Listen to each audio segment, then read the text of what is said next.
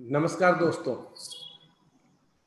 मैं Arun Ahuja, general secretary of tax law educare society, आप सबका इस जूम मीटिंग में स्वागत करता हूं। संडे की सुबह और आप सबको गुरु पूर्णिमा की हार्दिक बधाई। आज मेरे गुरुज भी इस मीटिंग में हैं, तो मैं कुछ लाइंस उनके लिए अर्पित करता हूं।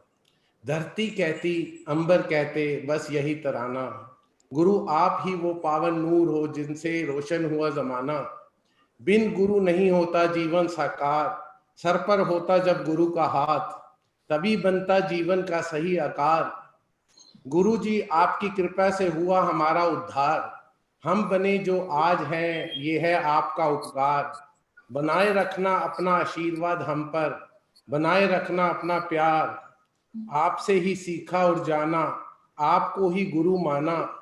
सीखा सब आपसे हमने, कलम का मतलब भी आपसे जाना। गुरु पूर्णिमा की हार्दिक शुभकामनाएं मेरे गुरुओं के लिए। आज हमारे साथ डॉक्टर प्रवीण भाटिया जी, हमने उनसे रिक्वेस्ट किया कि हमारे कुछ अनकहे क्वेश्चंस और आंसर्स हैं, उसके लिए आप प्लीज हमें कुछ ज्ञान दीजिए। अब मैं इनवाइट डॉक्टर रवि गुप्ता जी को करता हूं और डॉक्टर गिरीश जी को कि प्लीज वेलकम कीजिए doctor Praveen ji. Doctor Girish Ahuja ji. Good morning friends. Doctor साहब के बारे में जो बोलूं वो कम होगा, क्योंकि I remember I had gone to him about 12 years back. Actually I had gone for my prostate, there was prostate बढ़ा हुआ था, तो मैं अपने सामने वुडस्टोन वहां गया। उन्होंने कहा जी आप तो इमीडिएटली ऑपरेशन करा लीजिए। मैंने अरुण जी से बात करी। एक चीज मैं बता दूं, डॉक्टर साहब अरुण जी के साले साहब हैं और बहुत गंगाराम के मशहूर डॉक्टर हैं, नो डाउट, और इनका अपना भाटिया ग्लोबल हॉस्पिटल भी है। तो I went there for a second opinion. जब डॉक्टर साहब ने मुझे चेक किया और जब करने के बाद कहते हैं सर्जरी शुड बी अर्न, मुझे अभी तक याद है, you should earn the surgery, ऐसे सर्जरी नहीं करानी चाहिए। और आज वही 12 साल हो गए हैं, सिर्फ मैं दवाई खाता हूँ और उन्होंने बताया अगर आप सर्जरी कराओगे तो आपकी बिल्कुल जो ताकत है वो कम हो जाएगी और अब इतने एक्टिव नहीं रहोगे, आपको मुसीबत पड़ जाएगी। मैंने इनकी कहना माना। आज 12 साल हो गए, मैं परफेक्टली ओके हूँ। ठीक है, दवाई खानी पड़ती है, वो खाऊंगा, लेकिन ये होते हैं डॉक्टर जो करेक्ट एडवाइस देते हैं, और एक होते हैं जो कमर्शियल होते हैं। वो कमर्शियल वाला कहते हैं जी आज ये कल ही एडमिट करा लो, पता नहीं कोई आपको बाद में दिक्कत कॉम्प्लिकेशन हो जाए, आपका वो रुक जाए यूरिन और आपको प्रॉब्लम हो जाए, इमीडिएटली ऑपरेशन करा लो, इतने पैसे लगेंगे।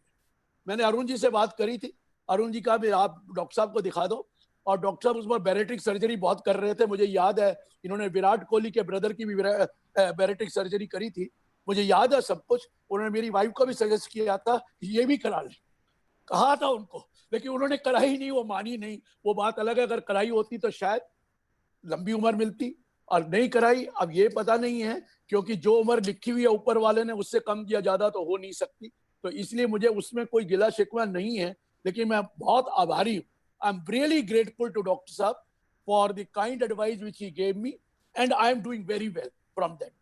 कोई मुझे तकलीफ नहीं है। और मुझे पता लगा डॉक्टर साहब ने अपना पूरा हॉस्पिटल कोविड में कन्वर्ट कर दिया फॉर द टाइम भी। ये भी एक बहुत बड़ी वो होती है सेक्रीफाइस, कि आप अपना काम दूसरा छोड़ के कोविड के पेशेंट के लिए कर रहे हैं, जिसमें कोई कमाई नहीं है।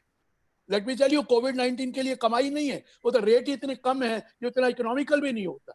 लेकिन जो अच्छे काम करता है वो अच्छा ही कहा जाएगा। तो इसलिए मैं डॉक्टर साहब का वंदना करता हूँ, और बहुत अच्छा, मैं डॉक्टर साहब आपकी वजह से मैं आज पूरा ही उतना ही एक्टिव हूँ जितना मैं आज से 10 साल पहले या 12 साल पहले था।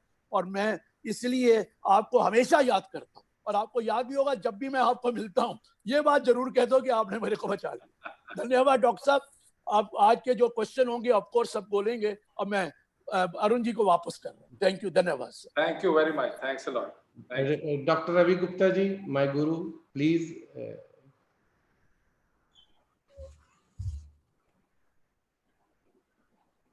अनम्यूट करो सर। रवि जी आप अनम्यूटेड नहीं हैं। अब आ रही है सर आवाज? हाँ जी, अब आ रही है, अब आइए। ओके। अरुण जी, पहले मैं आपको धन्यवाद देना चाह रहा था, आपने बहुत अच्छी जो गुरु वंदना सुनाई उसके लिए। और डॉक्टर प्रवीण भाटिया के बारे में तो जो कहें, जैसे अवधि सर ने कहा वो कम है। जब कोविड का टाइम था, जब पैनिक चल रहा था, तब हमें भी बहुत घबराहट हो रही थी कि अगर कुछ ऐसा हो जाए तो क्या करना चाहिए, कहाँ जाएं, किसके पास जाएंगे, कैसे करेंगे। तो मेरी अरुण से इसके बारे में एक बारी चर्चा हुई, तो अरुण ने कहा मैं डॉक्टर साहब से बात करता हूँ। इनफैक्ट आवाज आ रही है?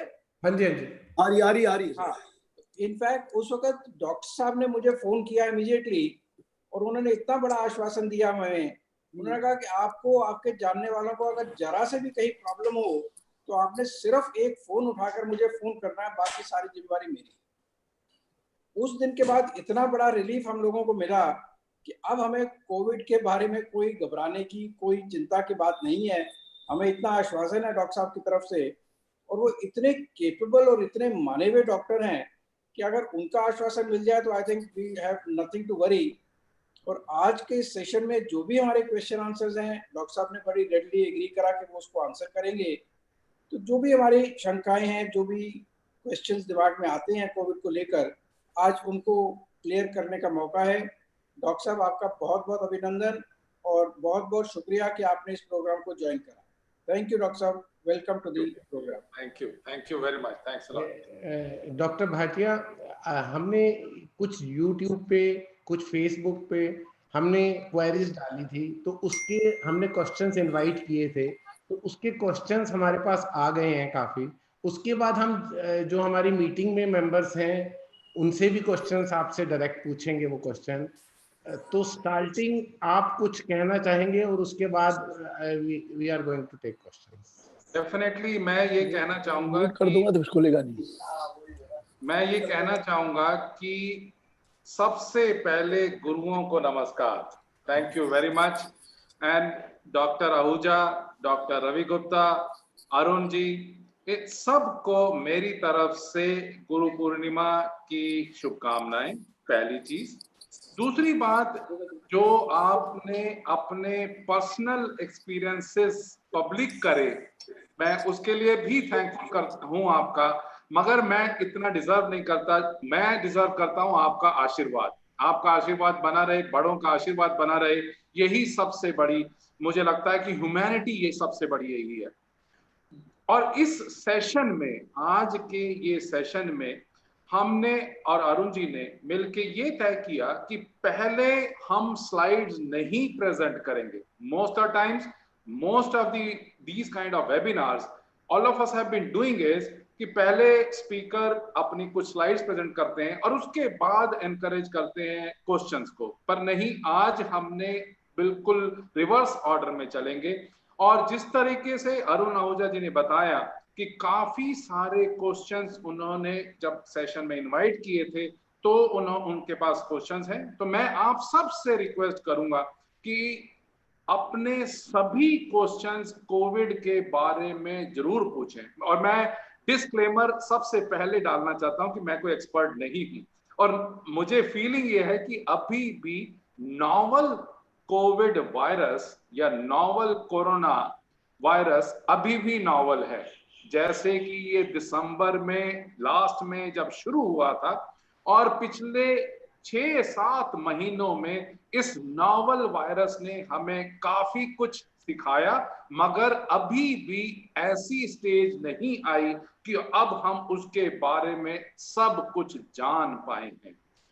सबसे पहले ये सब जानते हैं, और उसको मैं री इन्फोर्स करना चाहता हूं, SMS, social distancing, mask, sanitation and hand washing.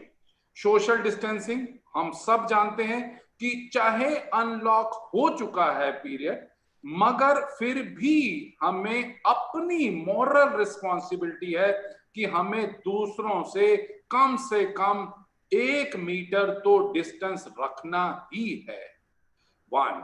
दूसरी बात, जो इस वायरस के लिए जो प्रिवेंशन देखी गई है, वो सबसे जो इंपॉर्टेंट है वो है मास्क। और इसके लिए मैं एक सेंटेंस यूज करता हूं, mask is not a big ask.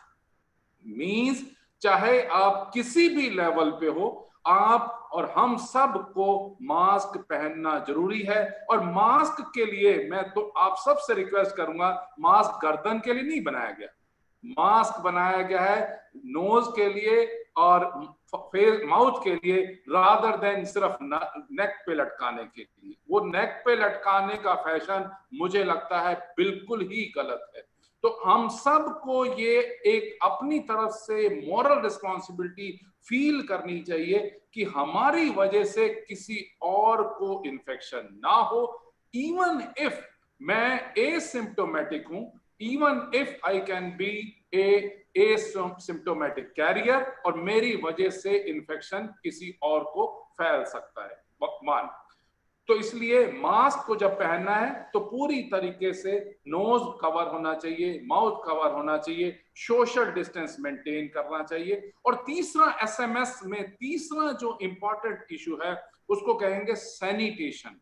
और सैनिटेशन का मतलब यस, सैनिटाइजर तो यूज करना ही करना है, मगर उससे भी ज्यादा जो इंपॉर्टेंट है वो है हैंड वॉशिंग। और हैंड वॉशिंग के लिए भी मैं बार बार सभी लोगों को रीइंफोर्स करना चाहता हूं कि सबसे बड़ी जो इजाद पाई है वो यही है कि हम बार बार अपने हैंड्स वॉश करें, दोनों साइड पे, इस साइड पे भी और इस साइड पे भी, और इनके वेब स्पेसेस के अंदर भी हैंड्स अच्छी तरह से वॉश करें। और एक हम अपनी आदत में शुमार कर लें कि हर ऑब्जेक्ट को छूने के पहले, छूने के बाद, कोई भी कंप्यूटर या फाइल या व्हाट्सएवर थोड़े टाइम के बाद हैंड वॉश करते रहे, so that even if for example कोई खाना बाहर से मंगवाया भी है, अगर उसके पैकेट को हमने हाथ लगाया है और अगर बाई चांस उन्होंने खाना लाते हुए उसके ऊपर अपने कोरोना वायरस छोड़ भी दिया है, तो भी हम अपने हाथ बार बार वॉश करते रहेंगे और अपने हाथों को बार बार नोज, आईज और ईयर्स पे नहीं लगाएंगे तो चांसेस हैं कि हम उसको वायरस को नहीं ले पाएंगे। एंड दूसरा एस्पेक्ट मैं आप सब से एक रिक्वेस्ट करता हूं कि इस समय सबसे ज्यादा इंपॉर्टेंट है साइलेंट स्प्रेडर। साइलेंट स्प्रेडर कि अगर आपको या मुझको या किसी को फीवर या सोर थ्रोट या सांस में तकलीफ नहीं भी है, तो भी हमें दूसरे इंसान को समझना चाहिए कि वो एक साइलेंट स्प्रेडर हो सकता है। और उस एक साइलेंट स्प्रेडर की वजह से ये वायरस कहीं से कहीं जाएगा और काफी लोगों को इन्फेक्ट करेगा। तो इसके लिए मैं रिक्वेस्ट करूंगा कि दूसरे लोगों को, दूसरे पर्सन को जिससे आप नए मिल रहे हैं, हमेशा सोचिए कि he may be a silent spreader, और उसके लिए हमें प्रिकॉशन लेनी जरूरी है। जब हम ये मन में सोच रखेंगे, अपने आप को डिसिप्लिन करके रखेंगे कि हमने तो प्रिकॉशन लेनी ही है, तो हम चांसेस हैं कि हमारा कोई इन्फेक्शन नहीं होगा। तीसरा एस्पेक्ट, इन्वेस्ट इन हेल्थ। मैं जानता हूं डॉक्टर आहूजा ने भी बोला, डॉक्टर रवि गुप्ता ने भी बोला, हमारी एज में या 60s और 70s में जब बाकी बीमारियां भी हों, diabetes, hypertension, heart disease, so many अगर बीमारियां हैं भी सही, तो अगर हम प्रिकॉशन पूरी तरीके से ले रहे हैं तो ऑब्वियसली हमें इन्फेक्शन होने का चांस कम हो जाता है। तो इन्वेस्ट इन हेल्थ कि अगर हम 45 मिनट्स एक्सरसाइज सुबह करें, सर जाए पर सैर ना जाए, हरकत में बरकत है, तो अगर हम सुबह और शाम अपनी हेल्थ के ऊपर या अपनी फैमिली की हेल्थ के ऊपर ध्यान रखेंगे तो चांसेस हैं कि हमें वो इलनेस नहीं होगी। तो this is the best time to invest in our own health. और तीसरा, मुझे लगता है कि इस समय इंपॉर्टेंट है अपना फिजिकल हेल्थ को तो अच्छा रखना ही रखना है, मगर मेंटल हेल्थ को भी अच्छा रखना है। अरुण जी से जब मेरी बात हुई तो अरुण जी ने भी बताया कि काफी लोग जो कॉर्पोरेट में हैं वो अपने आप को डिप्रेस्ड महसूस करते हैं कि कहीं ऐसा ना हो कि ये टाइम पीरियड काफी लंबा खिंचता चला जाए और हमारी नौकरी भी जाए या हमारी इनकम भी जाए। मुझे लगता है अगर हमारी हेल्थ ठीक रहेगी, अगर हम 2020 में अपने आप को बिल्कुल फिट रखेंगे और अपने आप को पॉजिटिव रखेंगे तो ये सब कुछ ठीक हो जाएगा। This too shall pass, this too shall pass. ऐसे बहुत सारे समय पहले भी आए हैं। पहले 1914 से 1918 में भी पेंडेमिक आया था, मगर वो भी चला गया। 9/11 हुआ यूएस के अंदर, तो सभी लोगों ने सोचा कि काफी चेंज आ जाएगा, पर अल्टीमेटली दिस टू शैल पास। हमारी 1947 में काफी सारे जब पार्टीशन हुई, काफी लोग माइग्रेटरी बन गए, कुछ लोग पाकिस्तान से इंडिया आए और इंडिया से पाकिस्तान गए, मगर this too shall pass. So our thinking is stay positive, stay healthy, stay safe, and ultimately we are absolutely sure we will conquer this. Arun, अब मैं आपसे रिक्वेस्ट करूंगा कि जो भी जिसके भी मन में क्वेश्चंस हैं वो पूछे। कोई क्वेश्चन स्टूपिड नहीं होते, answers can be stupid. Okay, great sir. कुछ तो आपने इस पे रोशनी डाल ही दी, जैसे क्वेश्चंस थे precautions to be taken during unlock phase, आप ऑलरेडी इसका जवाब दे चुके हैं sir. When we have to COVID test, when we have to go for COVID test, if yes which test and where? Very good. COVID testing के बारे में हम सब ने काफी सारे न्यूज़पेपर्स और न्यूज चैनल्स देखे और काफी सारी आई वुड से अनसर्टेनिटी देखी, पर बिलीव मी ये अनसर्टेनिटी सिर्फ इंडिया में नहीं है, ये अनसर्टेनिटी ग्लोबल अनसर्टेनिटी है।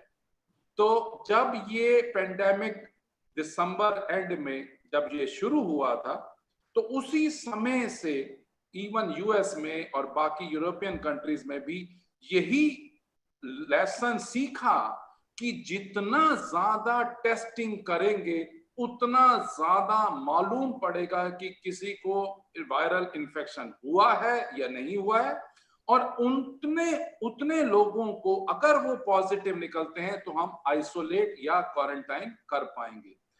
अभी पिछले दिनों में जब काफी सारे कंट्रोवर्शियल थॉट्स थे, तो बहुत सारे फोन मुझे आते थे कि डॉक्टर साहब हमें फीवर आ रहा है, 1 दिन हो गया है या 7 दिन हो गए, तो अब हमें क्या करना चाहिए? तो उसका आंसर बड़ा सिंपल है कि टेस्ट कराना चाहिए। चाहे फीवर हो, चाहे सोर थ्रोट हो, चाहे वो सांस में थोड़ी सी दिक्कत होनी शुरू हो रही हो, तो टेस्ट कराना जरूरी है। अब वो टेस्ट पहले जब शुरू हुए थे तो वो RT-PCR टेस्ट शुरू हुए थे, जो कि एक आरएनए को जिसकी वजह से ये वायरल इन्फेक्शन हो रहा था उसकी टेस्टिंग थी, और उसमें नेजोफेरिंजियल स्वाब मींस एक स्वाब के द्वारा नाक की कैविटी में एक साइड में अंदर जाके एक कॉटन पीस के ऊपर एक वायरस का जो लोड है उसको टेस्ट कर लिया, मतलब उसके अंदर से डाला अंदर, और उसके बाद माइक्रोबायोलॉजिस्ट ने उसके अंदर आरएनए देखा। तो वो जो है उसकी जो सेंसिटिविटी है बहुत अच्छी है कि अगर वो पॉजिटिव आता है तो दैट मीन्स आपको इन्फेक्शन है, और अगर वो नेगेटिव आता है तो अगर आपको फीवर भी है या सोर थ्रोट भी है या सांस में भी दिक्कत है तो एक बार फिर टेस्ट कराना चाहिए 4 या 5 दिन के बाद। क्यों? क्योंकि 2 चीजें हैं, एक तो है टेस्टिंग और एक है क्लिनिकल टेस्टिंग, कि अगर आपने ये सारे फीचर्स थे और अगर पॉजिटिव आ गया तो इसका मतलब आप कोविड पॉजिटिव हैं, और अगर मान लो पहली बार में कोविड नेगेटिव आया मगर आपको अभी भी फीवर चल रहा है, अभी भी सोर थ्रोट है, अभी भी सांस में दिक्कत है, तो हो सकता है कि 4 या 5 दिन के बाद जब वो नेजोफेरिंजियल स्वाब लेंगे तो उसके अंदर पॉजिटिव आ सकता है। तो ये था टेस्ट RT-PCR कोविड टेस्ट। और जो दूसरा टेस्ट है जो बहुत ही लेट स्टेज में ICMR ने रिकमेंड करना शुरू किया, उसको कहते हैं rapid antigen test. Rapid antigen test, rapid antigen test उन लोगों के लिए है जो स्पेशली हेल्थ केयर वर्कर्स हैं। फॉर एग्जांपल अगर हॉस्पिटल में है और आपको जल्दी से पता करना है कि 1 घंटे में पता करना है कि इसमें नेगेटिव है या पॉजिटिव है, तो उसके लिए रैपिड एंटीजन टेस्ट है। जो आरटीपीसीआर टेस्ट था वो 6 घंटे मिनिमम लेता है रिपोर्ट बनाने में कि पॉजिटिव है या नेगेटिव। मगर इसमें एक कैच है, कैच ये है कि जो रैपिड एंटीजन टेस्ट है वो अगर नेगेटिव आता है तो आप 100% श्योर नहीं है कि आपको कोविड है या नहीं है। अगर पॉजिटिव आया फिर तो श्योर हो गए कि आपको कोविड पॉजिटिव हो। मगर अगर नेगेटिव आया है और साथ में अगर सिम्टम्स हैं, फीवर है, सोर थ्रोट है, मैं बार बार इसी चीज को एम्फेसाइज कर रहा हूं, सिम्टम्स, क्लिनिकल सिम्टम भी बहुत इंपॉर्टेंट है। तो अगर ये सिम्टम्स हैं तो डेफिनेटली आरटीपीसीआर टेस्ट कराना चाहिए, और उसमें अगर पॉजिटिव है तो you should be treated as positive, अगर वो नेगेटिव है then you should be treated as negative. तीसरा एस्पेक्ट, और जो एंटीबॉडी टेस्टिंग है वो अभी इतनी ज्यादा प्रेवलेंट नहीं हुई है। उसमें फॉर एग्जांपल जिसको पॉजिटिव निकल आ चुका है और उसने अगर मान लो, हम मुझे लगता है बाद में हम क्वेश्चन आंसर्स करेंगे प्लाज्मा के ऊपर, प्लाज्मा बैंक के ऊपर, तो उसमें जो अगर किसी इंसान को पॉजिटिव हो चुका है और वो रिकवर भी कर चुका है, नेगेटिव भी हो चुका है, उस समय अगर उनकी एंटीबॉडीज कितनी अंदर बनी हुई हैं वो देखने के लिए एंटीबॉडी टेस्टिंग होती है, which will discuss slightly later on. तो ये है टेस्ट आरटीपीसीआर और रैपिड एंटीजन टेस्ट। सर एक क्वेश्चन आ रहा है, can you catch corona virus more than once or does a person become immune to the virus forever? Very good question. इसमें अगर हमें कोरोना वायरस पॉजिटिव हो गया है, टेस्ट से आ चुका है और हमारे अभी भी क्लिनिकल फीचर्स खत्म हो गए, फॉर एग्जांपल 10वें या 12वें दिन तक ये खत्म हो जाते हैं, उसके बाद अगर हमने कोरोना टेस्ट फिर कराया या कोविड टेस्ट फिर कराया और वो अगर नेगेटिव हो गया है, तो डेफिनेटली हमें वो जो इन्फेक्शन होना था, जो स्प्रेड होना था हमारे थ्रू, वो हो चुका है, अब इसके बाद नहीं होगा। मगर क्योंकि अभी ये एक शॉर्ट पीरियड है, अभी सिर्फ 6 महीने हुए हैं इस नोवेल वायरस को आए हुए, तो ये अभी तक प्रूव या डिसप्रूव नहीं किया गया है कि लॉन्ग रन में इम्यूनिटी हो गई या नहीं हुई। हो सकता है कि आपको सारी उम्र के लिए इम्यूनिटी हो जाए, कि आपको क्योंकि एक बार पॉजिटिव हो चुके हो, एक बार नेगेटिव आ चुका है, उसके बाद दोबारा इन्फेक्शन ना हो। मगर अभी भी ये कहना 100% कि यस आपको दोबारा इन्फेक्शन नहीं होगा वो गलत है। उसकी अभी भी रिसर्च चल रही है, फाइनल आंसर अभी भी नहीं मिला है। सर कुछ क्वेश्चंस प्लाज्मा थ्योरी पे, थेरेपी पे हैं, तो उसके लिए a lot of articles claim that plasma therapy is one of the few treatment that has shown promise in India. Countries like US had been trying this for a while. Or what exactly does plasma therapy for COVID-19 involves? What are the risks associated with it? और जब एक recovered होते हैं और plasma को donate करते हैं, तो क्या उससे 1 to 1 ही होता है कि एक डोनर से एक ही बेनिफिटेड होता है, या एक डोनर से कई पेशेंट्स बेनिफिटेड हो सकते हैं? तो इसके बारे में, और आप इनकरेज करेंगे डोनर प्लाज्मा के लिए, और क्या ये नेसेसरी है इस वक्त कि जो लोग रिकवर हो गए हैं? क्योंकि देखिए आज भी 25,000 24,000 हैं, और अब हम यूएस के बाद पर डे के हाइक में सेकंड चल रहे हैं, और हमारी रिकवरी रेट हाई है, और हमारे पास काफी लोग जो रिकवर हो चुके हैं वो हैं। तो क्या हम उनका यूज कर सकते हैं और उनसे रिक्वेस्ट कर सकते हैं please? Very good, very nice question. इसका आंसर अभी जैसे मैंने बताया था कि आपको एक बार कोरोना पॉजिटिव आ गया, कोविड पॉजिटिव आ गया, और 10-12 दिन के बाद आपने फिर जब टेस्ट कराया तो वो नेगेटिव आ गया। जब वो नेगेटिव आ गया, दैट मीन्स अब आप अपना काम शुरू कर सकते हैं without infecting others, but still taking the precautions of mask, hand washing etcetera.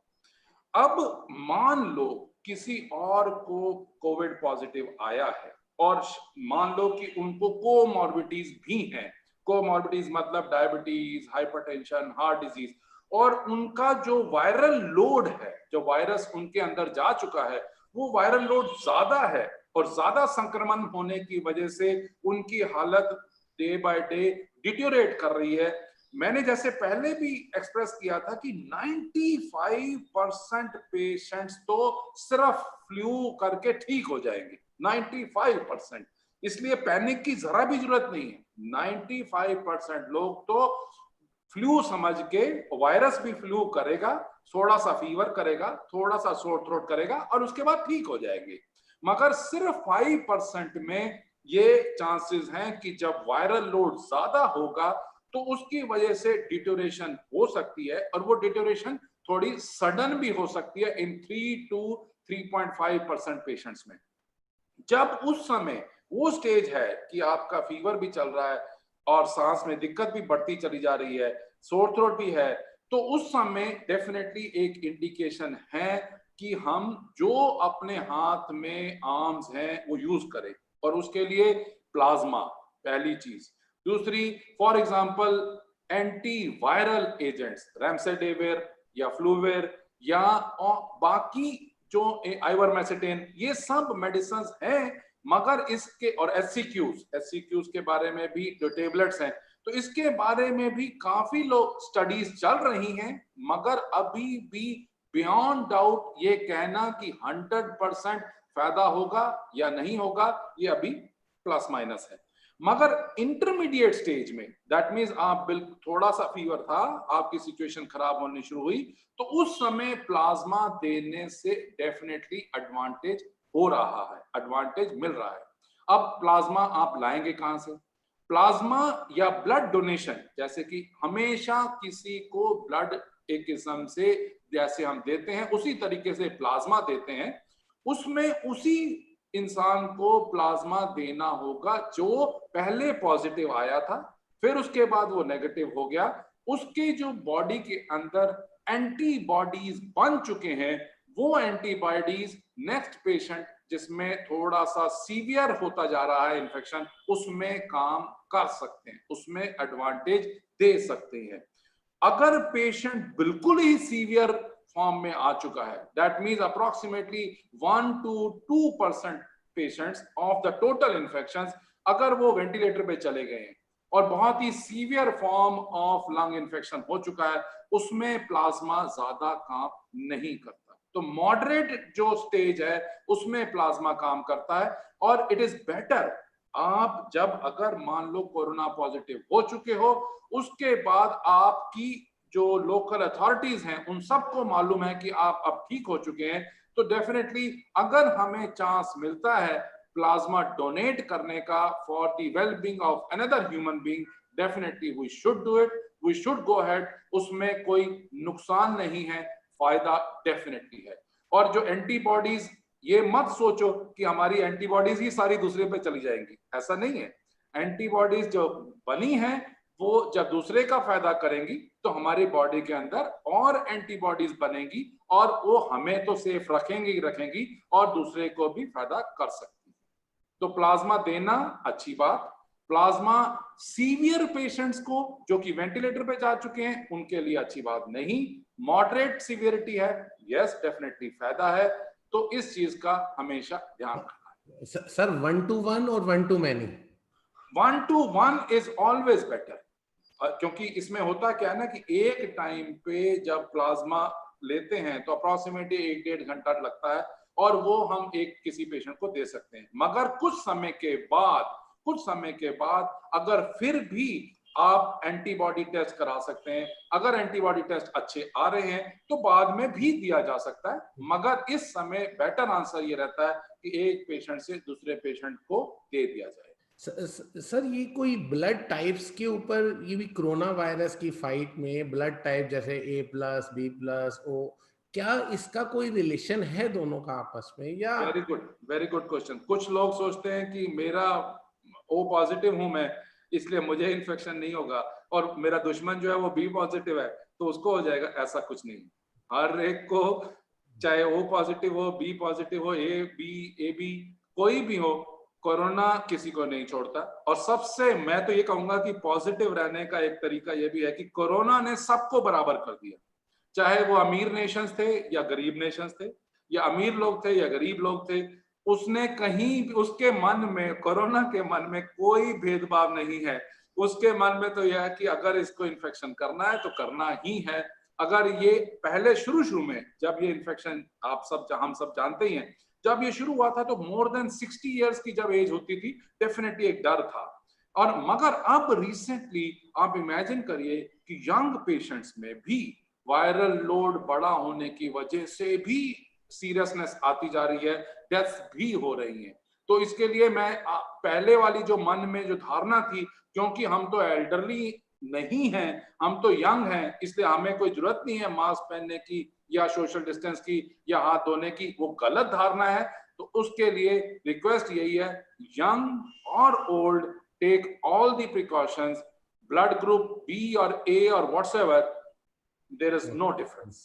Sir एक क्वेरी है कि नियरली डिकेड लग जाता है नई वैक्सीन को रिसर्च करने के लिए, तो अब क्या डिफरेंट हो रहा है कि अब ये वैक्सीन को शॉर्ट पीरियड ऑफ टाइम में हम एक्सपेक्ट कर रहे हैं? क्योंकि वैसे तो वैक्सीन क्या हम टेस्टिंग कम कर रहे हैं, या उसकी क्या रीजन है कि इतनी जल्दी हमने वैक्सीन बनानी शुरू की और हम 4 to 5 मंथ्स में उसका रिजल्ट भी चाह रहे हैं, जबकि डिकेड्स लग जाती है एक वैक्सीन को डेवलप करने के लिए? प्लीज। इसका आंसर, बड़ा पॉजिटिव आंसर ये है कि जो फ्लू है, जो वायरस होने की वजह से जो फ्लू हो रहा था, उसकी फ्लू की, इन्फ्लुएंजा फ्लू की या बाकी फ्लू वायरस, उसकी वैक्सीन की डेवलपमेंट काफी हद तक यूज हो रही थी। उसी जो नॉलेज थी वो बढ़ चुकी है। मगर इसका ये आंसर नहीं है कि 15 अगस्त तक वैक्सीन निकल आएगी, ऐसा आंसर नहीं है। हमें, आई नो ये क्वेश्चनेबल है कि कुछ एजेंसीज ने कह दिया है कि 15 अगस्त से सबको वैक्सीन मिलनी शुरू हो जाएगी। अभी वो समय नहीं आया। अभी डेफिनेटली टेस्टिंग हो रही है। कुछ कंपनीज, कुछ इवन यूनिवर्सल, इंग्लैंड में भी, ऑक्सफोर्ड में भी और बाकी इंडिया में भी, बायोटेक्स में भी काफी जगह काफी डेवलपमेंट हो रही है। मगर अभी वो स्टेज नहीं आई कि हमारी सारी पॉपुलेशन के लिए वैक्सीन तैयार हो जाएगी। पहले इससे प्रूव करने के लिए या डिसप्रूव करने के लिए कि ये वैक्सीन सेफ है, सबसे बड़ा इंपॉर्टेंट एस्पेक्ट है कि vaccine has to be given but it has to be safest bet, कि इसकी वजह से किसी को नुकसान नहीं होना चाहिए। तो वो जो अभी ट्रायल्स चल रहे हैं, डेफिनेटली वो फास्ट फॉरवर्ड हो रहे हैं। मगर मुझे नहीं लगता, और let's be very honest about it, WHO की भी रिपोर्ट से भी ये लगता है कि अभी ऐसा नहीं है कि 1 जुलाई अब हो चुका है और अगस्त में वैक्सीन आ जाएगी और सारा कोरोना वायरस भाग जाएगा। No, corona has to stay with us, we have to stay with corona, but only thing is we should carry on taking the precautions. Vaccine आने में अभी डेफिनेटली समय लगेगा। सर कुछ कंट्रीज ने, क्या हमको उन कंट्रीज से क्या सीख लेनी चाहिए कि Japan, south Korea, Taiwan, check Republic, New Zealand और इवन कुछ ऐसी जो जिनकी पॉपुलेशन भी ज्यादा, इवन चाइना ने भी कंटेन किया इस वायरस को, और यूएसए और इंडिया अब इतनी हॉटस्पॉट बन चुके हैं कि अब हम इतनी ज्यादा तरफ जा रहे हैं, तो आपकी क्या है कि क्या सीख लेनी चाहिए हमको इनसे? Before I answer your question, I would love to answer Dr. Grish Ahuja ji. Doctor साहब ने हैंड रेज किया है। डॉक्टर साहब आप अनम्यूट करके क्वेश्चन पहले पूछे, पहले मैं आपका सर मैंने हैंड रेज किया था कि बाद में हो जाएगा, लेकिन क्योंकि आप पूछ रहे हैं और मैं जरा कुछ कनेक्टेड हूँ स्वामी रामदेव जी की वजह से, मैं इसलिए आपकी वजह, क्योंकि स्वामी रामदेव जी ने पीछे जो कहा था, एक उन्होंने इम्यूनिटी की दवाई बनाई थी, 3 उसमें आइटम थी, वो श्वासरी तो सुबह की थी और अनु तेल था, उसमें था गिलोय, तुलसी और अश्वगंधा का एक था अलग अलग। अब उन्होंने कॉर्निल बनाई, मैंने वो पहले मेरे पास उन्होंने भेजी थी, मैंने सबको बांटी और लोगों से पूछा, उनको कुछ फील हुआ कि ठीक हो। लेकिन रवि जी कहते हैं वो तो 12 दिन में अपने आप 10 दिन में ठीक हो जाता, तो पता नहीं उसका असर हुआ कि नहीं हुआ, मैं नहीं जानता। लेकिन अभी कोरोनिल भी आई है, मैंने सबको दी है और मेरे पास स्वामी जी ने भेज दिया, हालांकि बड़ा मुश्किल से है क्योंकि अभी उन्होंने मार्केट भी नहीं की थी, मेरे को दी और उसके बाद अब तो मार्केट शुरू हो गया। उसमें कंट्रोवर्सी बहुत हुई है, आपको पता ही है, और कंट्रोवर्सी वही है जो आजकल उसकी हो रही है वैक्सीन की, वो भी वही कंट्रोवर्सी है कि ये इतनी जल्दी कैसे बन जाएगी और इतनी जल्दी क्या है। लेकिन मेरे को ये बोला गया, आप ठीक है कि गलत वो तो आप बताइए, कि आयुर्वेदिक के साइड इफेक्ट कम होते हैं। अगर साइड इफेक्ट नहीं है तो हम खा भी लें तो कोई बुरा तो नहीं होना, खराब तो नहीं होनी चाहिए चीज। यही पूछना चाहता था क्योंकि मैंने लोगों को दी, लोग मुझे बाद में ना कहें कि आपने ये क्या कर दिया, मुझे डर लगने लग गया। तो इसीलिए पूछना था और कोई चीज नहीं। श्योर श्योर, पहले मैं आपका आंसर करूंगा, फिर मैं इंटरनेशनल लेसन्स में जाऊंगा। इसका आंसर एज आपने बिल्कुल ठीक प्रेजेंट किया कि कंट्रोवर्शियल है, और अभी भी let's be very honest and straight about it कि चाहे वो इंग्लैंड की वैक्सीन है, चाहे वो बाकी चाइना की या बाकी सारी कंट्रीज की जो प्रोग्रेस हुई है, उसके लिए हमें प्रूव और डिसप्रूव करना बहुत लाजमी है कि ये इफेक्टिव है या इफेक्टिव नहीं है। मगर ये कहना कि क्योंकि होम्योपैथी या आयुर्वेदिक मेडिसिन के साइड इफेक्ट्स नहीं होते तो इसलिए लेनी चाहिए, वो मुझे लगता है गलत धारणा है। क्योंकि हम देखते हैं कि जो आयुर्वेदिक मेडिसिन की भस्म होती है, फॉर एग्जांपल अगर किसी इंसान ने भस्म बहुत टाइम तक लेते रहे ये सोच के कि इसके साइड इफेक्ट नहीं होते, तो बहुत ज्यादा साइड इफेक्ट्स हो सकते हैं, लिवर के अंदर प्रॉब्लम हो सकती है। तो इसलिए मुझे लगता है कि इस चीज पे हमें अभी इतना विश्वास नहीं करना चाहिए कि इसके साइड इफेक्ट्स नहीं है, इसलिए इफेक्ट्स होंगे या नहीं होंगे, ले लेते हैं, नहीं लेना चाहिए। और दूसरी बात यह है कि जब तक ये पूरी तरीके से साइंटिफिक स्टडी ना हो जाए और साइंटिफिकली प्रूव ना हो जाए कि इनको पॉजिटिव था, इन्होंने मेडिसिन ली, इनकी वजह से नेगेटिव हो गए, यस वो that will be the answer. और उसके लिए भी सिर्फ 100 पेशेंट्स की जरूरत नहीं है, इसके लिए तो लैक्स ऑफ पेशेंट्स की भी जरूरत है, सो दैट ट्रायल्स बिल्कुल रैंडमाइज्ड ट्रायल्स हो, सो दैट हम उसके ऊपर विश्वास कर सकें। इसमें थोड़ा सा मुझे लगता है कि चैलेंज ये आया कि थोड़ा जल्दबाजी में डिसीजन ले लिया गया। तो जब जल्दबाजी में without doing much of research if such kind of decisions are taken, तो डेफिनेटली इट बिकम्स कंट्रोवर्शियल। तो मैं अपनी तरफ से आपको रिक्वेस्ट करूंगा कि अभी देने की और लेने की जरूरत नहीं है। अभी आप 90% में वैसे ही आ रहे हैं, अगर आप लेंगे भी सही तो भी 90% ठीक हो जाएंगे, नहीं भी लेंगे तो भी 90% में ठीक हो जाएंगे। डॉक्टर साहब वैसे मैं भस्म नहीं बिलीव करता, गिलोय तो मैं 2 साल से ले रहा हूँ, आंवला जूस मैं 2 साल से 15 साल से ले रहा हूँ, मैं एलोवेरा भी 15 साल से ले रहा हूँ, मेरा तो चश्मा भी उतर गया था उस एलोवेरा को और यूज करने के लिए। और गिलोय भी बहुत अच्छी चीज है। तुलसी तो मैं रोज ताजी खाते ही खाते हैं, तो उसमें है ही क्या, उसमें 3 चीजें तो हैं, तुलसी, अश्वगंधा, गिलोय। तो मैं इसलिए सोच रहा हूँ कि अगर मैं तो ले ही नहीं रहा दवाई क्योंकि मैं तो रोज ही ले रहा हूँ, तो रोज ही खाते हैं पुराने और नेचुरल खाया जा रहे हैं, तो वाई टेक दिस। लेकिन मेरे को जो ये कंट्रोवर्सी तो आएगी सर, ये तो पक्की बात है, कंट्रोवर्सी तो आएगी। लेकिन ये मैंने देखा है, प्रूवन फैक्ट है कि गिलोय बहुत अच्छी चीज है, ये प्रूवन फैक्ट है। और तुलसी तो सभी को पता है, हमारे घर के पुराने तो सारे तुलसी की बातें तो होती थी। मैं तो कई सालों से दालचीनी, लौंग, काली मिर्च का काढ़ा कई साल से ले रहा हूं। इसके लिए डॉक्टर साहब मैं बिल्कुल सेम चीज अपने आप पे बता दूं कि मुझे भी नेचुरल थेरेपी में बहुत ज्यादा विश्वास है। मैं भी अभी भी ऐनक नहीं लगाता हूं। लोग मुझसे पूछते हैं कि आप इस उम्र में ऐसे ऑपरेशन कैसे कर लेते हैं, इतने प्रिसाइज, जो बिना ऐनक लगाए, या आप कैसे बालों को या बाकी सब। तो व्हाट आई मीन से कि तुलसी, आंवला मैं भी रोज लेता हूं और पिछले कई सालों से लेता आ रहा हूं, और I feel very happy about it. तो नेचर ने हमारे लिए बहुत कुछ दिया है, बस हमें उसकी नॉलेज होनी जरूरी है और उसके ऊपर विश्वास होना जरूरी है। और उसकी वजह से अब ये अगर रिसर्च प्रूव कर देती कि यस पॉजिटिव नेगेटिव में कन्वर्ट हो गए, definitely we are going to accept, nothing against anyone, but definitely we are going to accept the research product.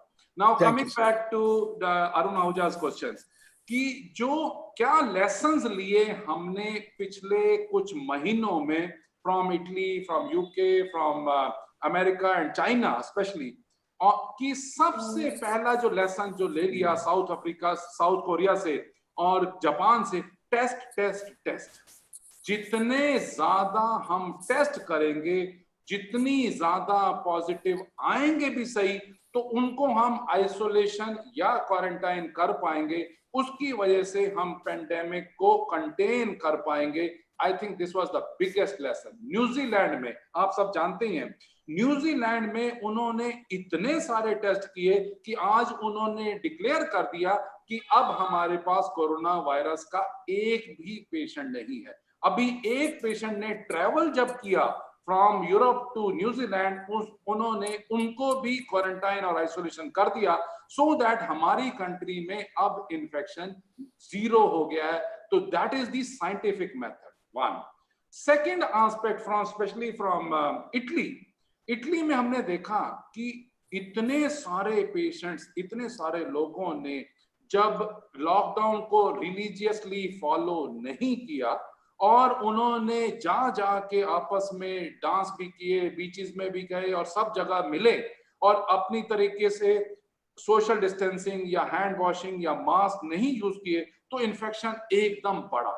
और जब वो इन्फेक्शन बहुत बढ़ा, जब वर्कलोड, पेशेंट लोड बढ़ना शुरू हुआ, तो हॉस्पिटल के जो एम्प्लॉइज थे, हेल्थ केयर वर्कर्स, वो बहुत ज्यादा इन्फेक्ट हुए और उनकी वजह से हॉस्पिटल वाले जो पेशेंट्स थे, उनकी वजह से और ज्यादा लोग इन्फेक्ट होने शुरू हो गए। तो इसके लिए लेसन जो इटली से स्पेशली लिया, जब डॉक्टर्स भी मरने लगे, जब हेल्थ केयर वर्कर्स भी मरने लगे, कि इस समय ये जरूरी है कि SMS को डेफिनेटली फॉलो कराओ पब्लिक से, so that ultimately infection spread ना हो। अगर हम खुद एक क्राउड में नहीं जाएंगे, सोशल डिस्टेंस रखेंगे, मास्क यूज करेंगे, सैनिटेशन, हैंड वॉशिंग करेंगे, हॉस्पिटल कम से कम जाएंगे, तो हेल्थ केयर वर्कर्स भी स्ट्रेस नहीं आएगा, उसकी वजह से इन्फेक्शन स्प्रेड नहीं होगा। तो इसके लिए ये बिगेस्ट लेसन था कि हेल्थ केयर वर्कर्स को प्रिजर्व करो, उनका जो काम कर रहे हैं उनको पूरा काम करने दो, सो दैट उनकी वजह से बाकी लोगों को भी इन्फेक्शन ना हो और उनमें भी मॉर्बिडिटी या मोर्टेलिटी या डेथ ना हो। तो ये बहुत बड़ा लेसन था जो हमें स्पेशली चाइना से और इटली से सीखने को मिला। सर एक क्वेरी आ रही है कि जैसे दिल्ली गवर्नमेंट ने और कच्छ गवर्नमेंट्स ने ये किया कि हर हॉस्पिटल में, प्राइवेट नर्सिंग होम में कुछ बेड्स को रिजर्व कर दिया गया फॉर कोविड पेशेंट। तो कुछ सजेशंस ये भी आए कि हमको नॉन कोविड हॉस्पिटल भी असाइन करने चाहिए, क्योंकि इस वक्त क्या है कि ओल्ड एज, जैसे कोई डायलिसिस की जरूरत है और किसी को उनको हॉस्पिटल को विजिट करने की जरूरत है, अगर हम हर नर्सिंग होम में कोविड पेशेंट्स के रखेंगे तो हॉस्पिटल में जाने के लिए डर पैदा हो जाता है। तो उसके लिए आपकी पर्सनल ओपिनियन क्या है कि हमको कुछ नॉन कोविड हॉस्पिटल जिसमें कोविड के केसेस नहीं है, ताकि हमारे एल्डर पर्सन्स और जो ऑलरेडी जिनको स्पेशल ट्रीटमेंट्स की रिक्वायरमेंट्स हैं, कैंसर हो गए, हार्ट डिजीज हो गई, डायलिसिस हो गया, तो वहां पर बहुत डर हो गया है कि हॉस्पिटल में कहीं ऐसा ना हो कि ये भी एक हमारे लिए एक चैलेंज बन जाए। बहुत अच्छा अरुण, ये स्पेशली मैं ये कहना चाहूंगा कि ब्राजील के अंदर जो और बाकी कंट्रीज में भी काफी ज्यादा इसी टाइप का प्लस माइनस चलता रहा और कुछ जगहों पे, कुछ हॉस्पिटल्स, कुछ कंट्रीज में बिल्कुल क्लियर हो गया कि ये कोविड के लिए डेडिकेटेड हॉस्पिटल्स हैं और ये नॉन कोविड हॉस्पिटल्स हैं। तो उसकी वजह से जो क्रॉस इन्फेक्शन हुआ वो डेफिनेटली कम हो गया। अगर हम नॉन कोविड हॉस्पिटल में अब हाफ बेड्स को कोविड कर देंगे और हाफ बेड्स को नॉन कोविड कर देंगे, तो चांसेस हैं कि हॉस्पिटल जो नॉन कोविड पेशेंट गया है वो भी शायद पॉजिटिव होके आ सकता है, आ जाएगा। तो इसके लिए डेफिनेटली एक पॉलिसी थी। मैं ये नहीं कहना चाहता, मैं कंट्रोवर्सी में नहीं डलना चाहता about the decisions of Delhi government versus LG versus central government, but our thinking is loud and clear कि जितना ज्यादा हो सकता है सेपरेट रखना चाहिए COVID and non COVID patients को, सो दैट आपस में इन्फेक्शन के चांसेस कम से कम हो। दूसरी बात, जब ये पेंडेमिक पहली बार आया, ये जब नॉवल करके वायरस आया, किसी को मालूम अभी भी नहीं है और पहले भी नहीं था कि कितने समय तक ये चलेगा, अनसर्टेनिटी बहुत ज्यादा है। तो इसमें अब डेफिनेटली ये सोचना चाहिए कि कहीं ऐसा ना हो जाए कि हम कोविड की ट्रीटमेंट करते करते नॉन कोविड पेशेंट्स को लूज करना शुरू कर दें। तो मुझे लगता है कि नॉन कोविड पेशेंट्स को भी अब बहुत केयरफुल होना चाहिए कि अपनी हेल्थ को इग्नोर नहीं करें।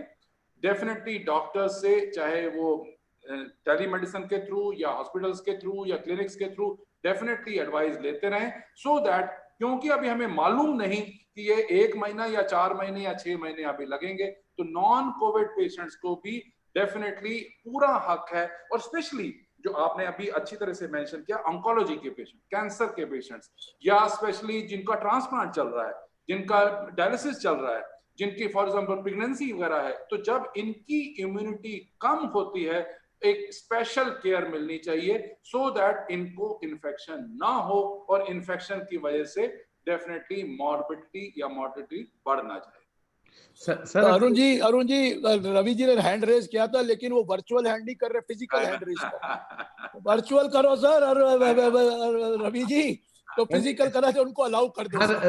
रवि जी पूछिए प्लीज। यस डॉक्टर साहब, एक ये इम्यूनिटी की बात करते हैं आजकल हम कि भाई इम्यूनिटी बढ़ानी चाहिए, और इम्यूनिटी के लिए हम कहते हैं कि जैसे तुलसी खा लो, हल्दी खा लो, लौंग है, अपने जो भी तरीके हैं इम्यूनिटी बढ़ाने के। अब ये सब हम रेगुलरली लेते रहते हैं, पर क्या इसका कोई मेजर भी है? अब मेरी इम्यूनिटी कितनी बड़ी है, ठीक है नहीं है, क्या इसका कोई टेस्ट या कोई मेजर इसका हो सकता है? Wonderful question. इसका बेसिकली क्या है कि इम्यूनिटी बूस्टर्स बहुत सारे थे, बहुत सारे हैं। जैसे डॉक्टर गिरीश आहूजा जी ने कहा कि नेचुरल बूस्टर्स जो हैं वो बेस्ट बूस्टर्स हैं, है ना? तो आप भी वही एग्री कर रहे हैं कि definitely we should carry on taking those immunity boosters. मगर अब ये जो अटैक है, ये जो इम्यूनिटी का कोरोना का अटैक है, वेदर उतनी इम्यूनिटी पे इफेक्ट करेगा या नहीं करेगा, उसके लिए अभी टेस्ट नहीं है, उसके लिए अभी टेस्ट नहीं है। बाकी अगर इम्यूनिटी के लिए हम IgG, IgM level blood test करते हैं और उससे मालूम पड़ जाता है कि हमारे को कितना रेजिस्टेंस हमारी बॉडी के अंदर डेवलप हो चुकी है। मगर इसके लिए, कोरोना के लिए IgG पॉजिटिव होना या IgM पॉजिटिव होना या इम्यूनोग्लोबुलिन्स पॉजिटिव होना, उसके लिए पहले इन्फेक्शन होना होगा। इन्फेक्शन हो जाएगा तो बॉडी के अंदर पॉजिटिव आएगा।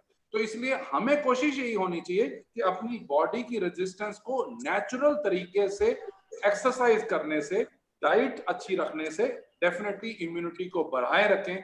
जहां पे भी किसी को भी लगता है कि इम्यूनिटी कम है, एंड जैसे मैंने अभी मेंशन किया था, कैंसर पेशेंट्स या ट्रांसप्लांट पेशेंट्स या डायलिसिस वाले पेशेंट्स, या इन लोगों की इम्यूनिटी डेफिनेटली कम होती है, तो हम कई बार ऐसे डिसीजंस लेते हैं कि इवन कीमोथेरेपी की ड्रग्स बंद कर देते हैं या कम कर देते हैं। क्यों? क्योंकि इस समय इम्यूनो सप्रेशन वायरस की वजह से हो रहा है। तो टेस्टिंग नहीं, मगर नेचुरल इम्यूनिटी बूस्टिंग कंटिन्यू करो। सर कुछ क्वेश्चंस हमारे पे मीटिंग्स के भी आ रहे हैं और यूट्यूब के भी आते हैं। शिवम, कुछ क्वेश्चंस यूट्यूब के भी लीजिए, फिर हमारे पास जो क्वेश्चन बचे हुए हैं अभी तो उसको हम फिर लेते हैं, क्योंकि कुछ मीटिंग्स में जो हमारे अटेंड कर रहे हैं पार्टिसिपेंट, उनके भी। Firstly, thank you so much for this amazing presentation, sir. First question is coming from CA Anuruddh Tiwari. एक मिनट, आपको मैं पहले कॉम्प्लीमेंट देना चाहूंगा कि आपकी बैकग्राउंड और virtual background doctor Girish Ahuja ji की सिमिलर है, सैन फ्रांसिस्को ब्रिज है, तो you are on the right path. Sir हमें तरीका आ गया वर्चुअल बैकग्राउंड लानी कैसे है, 2 मिनट का काम है। इसी चीज को मैंने अप्रिशिएट किया है, क्या है कि yes Shivam, go ahead. So the first question is coming from Mr. Diwakar Mishra. I am unmuting, sir. Yes. Yes, sir. Sir, good morning, sir. Morning. Sir, actually, I'm working in NBCC and I'm going for office, leaving one day, one by one. And for last yesterday, sir, I suffered from headache and some fever, and I have measured that it was about 100.4 degree Fahrenheit. And in night I am can't sleeping. Then I have taken the paracetamol 500. Then in morning I am well. Then I am thinking that if I go to for testing a COVID, or it is not required that now.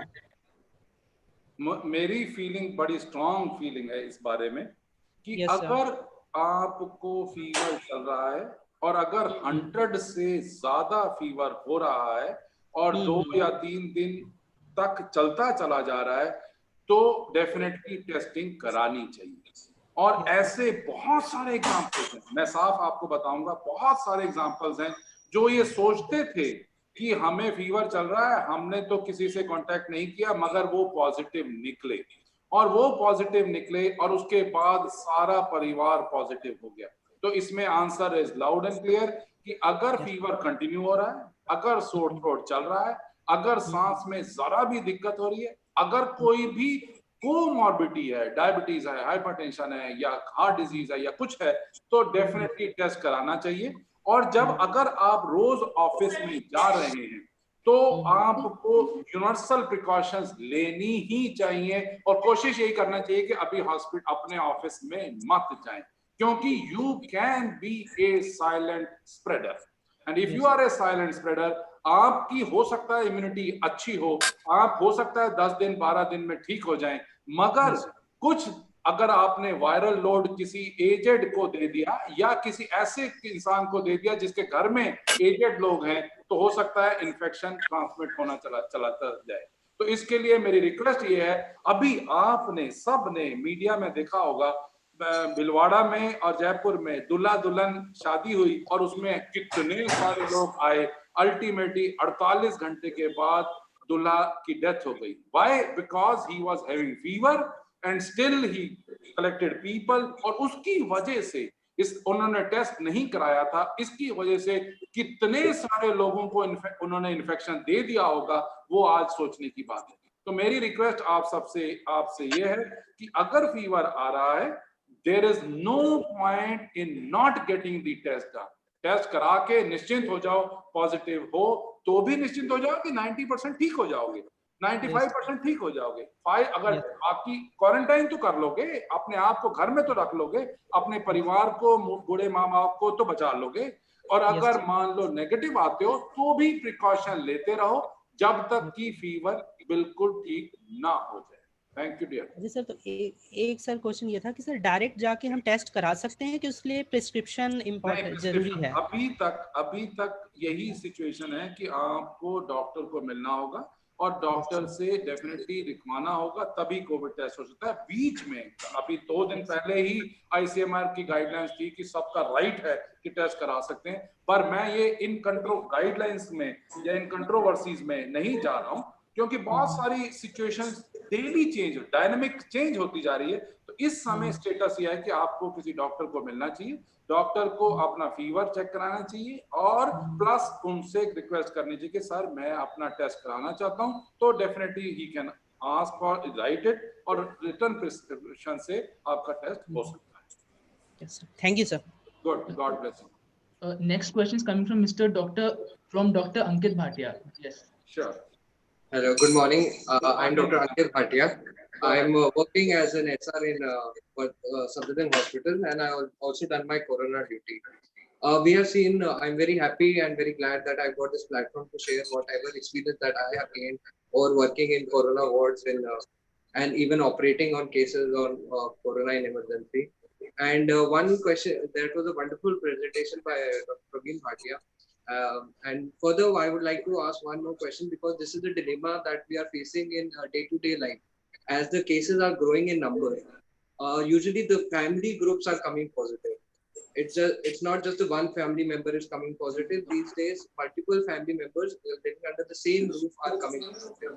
So I would like to have your views if like multiple family members living in the same roof or the same household, sharing the same kitchen, comes positive.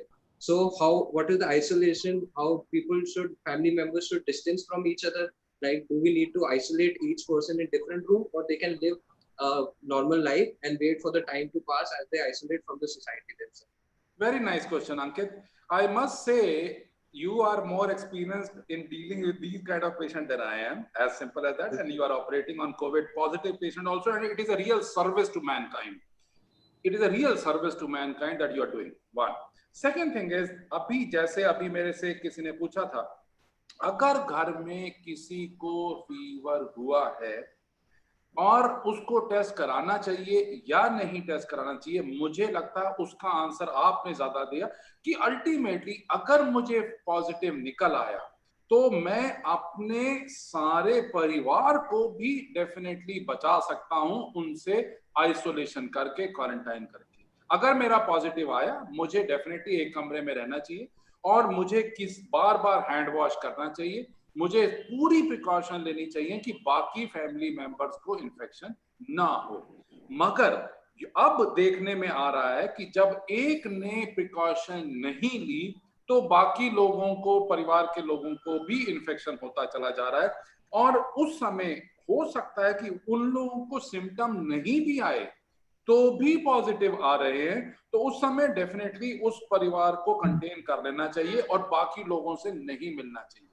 Ideal answer तो यह है कि अगर आपका घर इतना बड़ा है कि हर एक कमरे में रह सकते हैं और एक दूसरे से दूर रह सकते हैं, नथिंग लाइक इट। मगर अगर आपने सबने टेस्ट करा लिए और सबके अगर पॉजिटिव आए हैं और आपके घर में इतनी स्पेस नहीं है कि आप अलग अलग रह सकते हैं, it is fine, because all of you are positive, you are not. अगर कोई पेरेंट्स हैं फॉर एग्जाम्पल, अगर वो नेगेटिव हैं और आप बच्चे सब पॉजिटिव हो चुके हैं तो हमारी ड्यूटी है कि पेरेंट्स को बिल्कुल आइसोलेट कर दें, पेरेंट्स को बिल्कुल दूर रखें, सो दैट उनको हमारी वजह से इन्फेक्शन ना हो, बच्चों को अलग रखें। तो आंसर बड़ा सिंपल है कि पहली चीज प्रिवेंशन है। अगर प्रिवेंट कर लिया, अपने आप तक इन्फेक्शन सीमित रखा, डेफिनेटली यस। मगर अगर आपने पेरेंट्स को या बाकी लोगों को इन्फेक्ट कर दिया है तो अगर उनको कोमॉर्बिडिटीज हैं, अगर डायबिटीज है या बाकी सारी बीमारियां हैं, तो चांसेस हैं कि उनको सिवियरिटी बढ़ सकती है। और बट फिर भी पूरा ध्यान रखें, फीवर अगर 100 से ऊपर आता है तो पैरासिटामोल या क्रोसिन या डोलो 650 लेते रहें, और सोर थ्रोट या सांस में जरा भी दिक्कत आती है तो उनका एक्सरे चेस्ट जरूर कराना चाहिए, उससे मालूम पड़ेगा कि अगर इन्फिल्ट्रेशन या निमोनाइटिस हो रहा है या नहीं हो रहा। और अगर डायबिटिक भी है, हार्ट डिजीज भी है, तो सीटी स्कैन तक कराना पड़ सकता है। तो मेरी फीलिंग ये है कि yes, one should take utmost precautions कि ये इन्फेक्शन को एज ए साइलेंट स्प्रेडर हमने स्प्रेड नहीं होने देना। Good. So the next question is coming from CA Anirudh Tiwari. Yes, you are online, sir. नमस्कार प्रवीण सर। तो सबसे पहले मैं डॉक्टर गिरीश आहूजा जी और डॉक्टर रवि गुप्ता जी को सादर प्रणाम करूंगा। आज गुरु पूर्णिमा है, आप लोग हमारे गुरु हैं। और प्रवीण भाटिया जी को बहुत बहुत धन्यवाद करना चाहूंगा। सर, पिछले 2-3 महीनों से आप सेशन ले रहे हैं टैक्स लॉ एजुकेटर सोसाइटी में, और रेगुलर में ज्वाइन करता हूं और देखता हूं तो काफी हेल्पफुल रहा ये सेशन। अभी सर रिसेंट एक मेरे को थोड़ा सा डिलेमा है, थोड़ा प्रॉब्लम है, वो मैं डिस्कस करता हूँ। लास्ट 26 को मैं दिल्ली में था और मैं किसी से मिलता हूँ, इनडायरेक्टली मैंने मिला, किसी यूटेंसिल को उन्होंने टच किया मेरे किसी फ्रेंड ने, और उसी सामान को मैंने थोड़ी देर बाद टच किया और बाद में मैंने सैनिटाइज कर लिया। और आफ्टर 4-5 डेज जब मैं घर आता हूँ अपने, तो फिर उनका फोन आता है कि मैंने टेस्ट करवाया है और मेरा कोरोना पॉजिटिव निकला है। सो आई वॉज शॉक्ड कि अब मैं क्या करूं, बहुत टेंशन में आ गया था। जबकि आज 27 के बाद देखें तो आज 8 दिन करीब हो गए हैं, मेरे को किसी भी तरीके का कोई भी सिम्टम, ना तो फीवर, कभी बॉडी टेम्परेचर मेरा चेंज हुआ, ना तो मुझे सांस लेने में कोई प्रॉब्लम है, ना टेस्ट में, ना मतलब डायरिया, किसी भी तरीके का कोई सिम्टम नहीं। आम एवरीथिंग इज ओके, नॉर्मल। मैं 12-14 घंटे काम करता हूँ, अभी भी कर रहा हूँ। मैं काढ़ा वगैरह थोड़ा सा लेता हूँ, गर्म पानी लेता हूँ। एक टैबलेट मुझे किसी डॉक्टर साहब ने सजेस्ट किया है, जिंक कोविड, तो मैं जिंक कोविड को दिन में 1 बार, और विटामिन सी का एक टैबलेट है विटामिन सी 500, उसको भी लेना शुरू कर दिया मैंने। और मैंने अपने आप को पहले दिन से ही आइसोलेट कर लिया था जब मैं दिल्ली से रीवा आया था। तो मैं किसी के टच में नहीं आता हूँ, किसी को टच नहीं करता हूँ। खाना पीना, क्योंकि फैमिली है तो वहाँ पे खाने के टाइम पे जब दूर मैं सोशल डिस्टेंसिंग तो मेंटेन करता हूँ, 1 मीटर से दूर बैठता हूँ, खाना साथ में वहाँ खाता हूँ, वो भी डिस्टेंस मेंटेन करके। और मैं अपने जो बर्तन होते हैं वो भी मैं अपने से ही साफ करता हूँ, लाके उनको टच नहीं करवाता कुछ भी। तो I am maintaining all this things, but थोड़ा सा वही है, एक टेंशन रहती है कि कहीं कोई दिक्कत ना हो। तो ये सर मैं आपसे एक सजेशन चाहूंगा कि इसे कैसे मैं डील करूं। और दूसरा इसमें सर क्वेश्चन ये है कि सर मैं कितने दिन तक क्वारंटाइन, अगर मैं 14 दिन हूँ या मैं 20 दिन भी क्वारंटाइन हो जाता हूँ, तो उसके बाद क्या मैं श्योर हूँ कि अब ठीक है, या मुझे टेस्टिंग के लिए फिर भी जाना चाहिए? So I am just asking all this. Very good, excellent practical question. Answer है कि अभी टेस्ट नहीं कराने की जरूरत। अगर मान लो आपको अगले कुछ दिनों में फीवर आता है या कोई भी सिम्टम्स थ्रोट के होते हैं या सांस में कोई दिक्कत आती है, definitely we should have the low threshold of getting the test done. मगर अगर आप अभी भी एसिम्प्टोमेटिक हैं और अगले 5, 7, 10, 15 दिन तक भी एसिम्प्टोमेटिक रहेंगे, तो आपको उनकी वजह से डेफिनेटली वायरल लोड नहीं मिला है और आप यू कैन रेस्ट एश्योर्ड कि आपको इन्फेक्शन नहीं होगा। पर आपने, मुझे लगता है, इस दौरान में काफी समझदारी से बिहेव किया, काफी अच्छे तरीके से, कि अपने आप को तो डेफिनेटली एक किस्म से क्वारंटाइन रखा और दूसरों से सोशल डिस्टेंसिंग मेंटेन करी, मास्क डेफिनेटली लगा के रखा, हैंड वॉश बार बार करके रखे। I think it you deserve a good complement for that. और इसमें दूसरों को इन्फेक्शन ना हो जाए, बहुत अच्छी बात है, उसकी प्रिकॉशन ली। मुझे लगता है कि हमें सबको अपने आप को अंदर से झांकना चाहिए कि मेरी मोरल रिस्पॉन्सिबिलिटी है कि मेरी वजह से किसी और को इन्फेक्शन ना हो जाए। You have done a great job. And अगर 10-12 दिन, 5-7 दिन अभी और नहीं आपको फीवर या कोई तो प्रॉब्लम आती, कोई टेंशन करने की जरूरत नहीं है। और अगर मान लो इन दिनों में फीवर आना होता, स्पेशली उनकी वजह से जिनसे आप मिले थे, तो वो अब तक आ चुका होता। तो इसलिए आप बस सिर्फ 4-5-7 दिन और एहतियात बरतिए और उसके बाद यूनिवर्सल प्रिकॉशन लेते रहिए, कोई दिक्कत वाली बात नहीं। Good, very good, thank you sir. Sir मेरे जो पेरेंट्स हैं वो एक्चुअली 60+ हैं, तो इसलिए मुझे थोड़ा सा उनके हिसाब से टेंशन होती है कि मैं तो कह रहा हूँ, उसी के लिए भी उनका भी ध्यान रखना आपका हमारा फर्ज है। तो उनको भी डेफिनेटली सोशल डिस्टेंस मेंटेन रखो, उनको भी चेक करते रहो कि फीवर या सोर थ्रोट या सांस में या कोई दिक्कत नहीं आए। प्लस उनकी अगर मान लो कोमॉर्बिडिटीज हैं, डायबिटीज, हाइपरटेंशन, हार्ट डिजीज, उनकी भी वो मेडिकेशन बिल्कुल रेगुलर लेते रहें, तो फिर कोई आपत्ति नहीं है। तो सर जो जिंकोविट मैं लेता हूँ, मैं घर वालों को भी खिला सकता हूँ क्या वो टेबलेट? वो खिलाते रहो या ना खिलाते रहो, अल्टीमेटली आंसर एक ही है। कहने का सिर्फ मतलब ये है कि ये प्रूव या डिसप्रूव नहीं हो गया कि जिंकोविट या विटामिन सी की वजह से कोरोना भाग जाएगा या रह जाएगा। इम्यूनिटी स्ट्रांग हो जाएगी। साइकोलॉजिकली डेफिनेटली अगर आपको बेनिफिट दे रहा है, उसकी वजह से नुकसान कोई नहीं हो रहा। पर उसका डॉक्टर गिरीश आहूजा जी ने जो क्वेश्चन पूछा था कि वो आंवला या तुलसी या गिलोय, वो सेम आंसर है कि वो लेते रहो, वो पहले से लेते आ रहे हो, लेते रहो, उसमें कोई आपत्ति नहीं। पर ये सोच के लेना कि इसकी वजह से मेरा वायरस भाग जाएगा, वो गलत है। जी, next question. Thank you so much Bhatia sir, thank you, God bless you, God bless. Is Miss Rama online? If not, I'll be asking the question directly. Want to know, our neighbors who are 4 houses away had COVID case. How long do you have to observe the social distancing? Question है कि अगर 4 घर छोड़ के किसी को positive हैं, तो आपको कितने टाइम तक सोशल डिस्टेंसिंग मेंटेन करनी है? अभी टाइम नहीं निर्धारित हुआ है। कहने का मतलब अगले 3, 4, 6 महीने, जब तक ये फ्लैटन नहीं हो जाता कर, अगर अभी भी 2300 केसेस फॉर एग्जांपल दिल्ली में रोज आ रहे हैं, तो अभी भी कर्व फ्लैटन नहीं हुआ, अभी भी कोरोना वायरस जाने की तैयारी नहीं करी है, तो सोशल डिस्टेंसिंग तो मेंटेन करनी ही चाहिए, करनी ही पड़ेगी फॉर नेक्स्ट 4, 5, 6, 7 मंथ्स।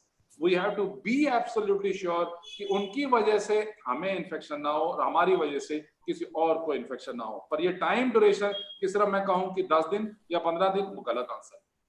सर बात ये है कि डायन भी 7 घर छोड़ती है, ये तो सिर्फ 4 ही घर छोड़ रही है।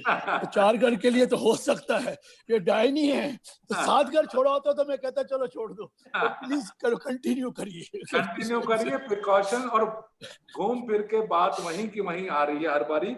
सोशल डिस्टेंसिंग, बिल्कुल सही बात, mask, sanitation, hand washing. Sir Devendra Yadav ji का क्वेश्चन आ रहा है, thus far it was believed that if this virus goes into stomach, it cannot survive the acidic environment. Is this correct? is oximeter useful to give an early warning? Very good. मैं पहले सबसे पहले तो complement देना चाहूंगा देवेंद्र यादव जी को कि he was the first one two join आज के सेशन में। उन्होंने बहुत जल्दी ज्वाइन कर लिया था। My compliments to you one. Thank you. Second thing is, आपको मैं डेफिनेटली कॉम्प्लीमेंट दूंगा कि आपने ज्वाइन किया। Second question is very good कि ये जो वायरस है ये एरोसोल वायरस है। एरोसोल का मतलब सांस की वजह से या जो रेस्पिरेटरी प्रॉब्लम्स हैं उसकी, उसमें ज्यादा वायरस है। और जब अगर आपने इंजेस्ट कर लिया तो स्टमक के अंदर ही एसिड होता है और उसकी वजह से वो डिस्ट्रॉय हो जाता है। डेफिनेटली वो डिस्ट्रॉय होता है, वो खत्म नहीं होता। मगर अभी लेटली कुछ लोगों ने देखा कि कुछ पेशेंट्स जो पॉजिटिव हुए भी थे और उसके बाद जब उनका स्टूल का एनालिसिस किया गया तो उसमें भी वायरस था। तो कहने का सिर्फ मतलब यह है कि फिर दोबारा से मैं भगवान कोरोना को कहूंगा कि कुछ अपने बारे में और ज्यादा बताओ, क्योंकि लोगों ने, हम सब ने यही सोचा था कि स्टमक में वो डिस्ट्रॉय हो जाता है और वो स्टूल्स में नहीं आता है, मगर अभी भी क्लैरिटी नहीं हुई है। तो इसलिए खाने से डेफिनेटली डिस्ट्रॉय होता है, पर एरोसोल्स जो स्प्रेड, जो छींक है, जो खांसी है, उसकी वजह से इन्फेक्शन हो सकता है। डेफिनेटली उसका हमें ध्यान रखना है कि कोई भी खांसी या कोई भी ऐसी चीज ना हो जो आपको हर इन्फेक्शन स्प्रेड कर सके। और yes, pulse oximeter, yes, good question. कि फॉर एग्जांपल अगर हमने फीवर चल रहा था और हमारे को सोर थ्रोट था और अभी हमें सांस की थोड़ी सी तकलीफ शुरू हुई है, हम घर में ही क्वारंटाइन करके रखे हुए हैं, पॉजिटिव निकल आए हैं, तो पल्स ऑक्सीमीटर से अपना ऑक्सीमेट्री चेक करते रहे।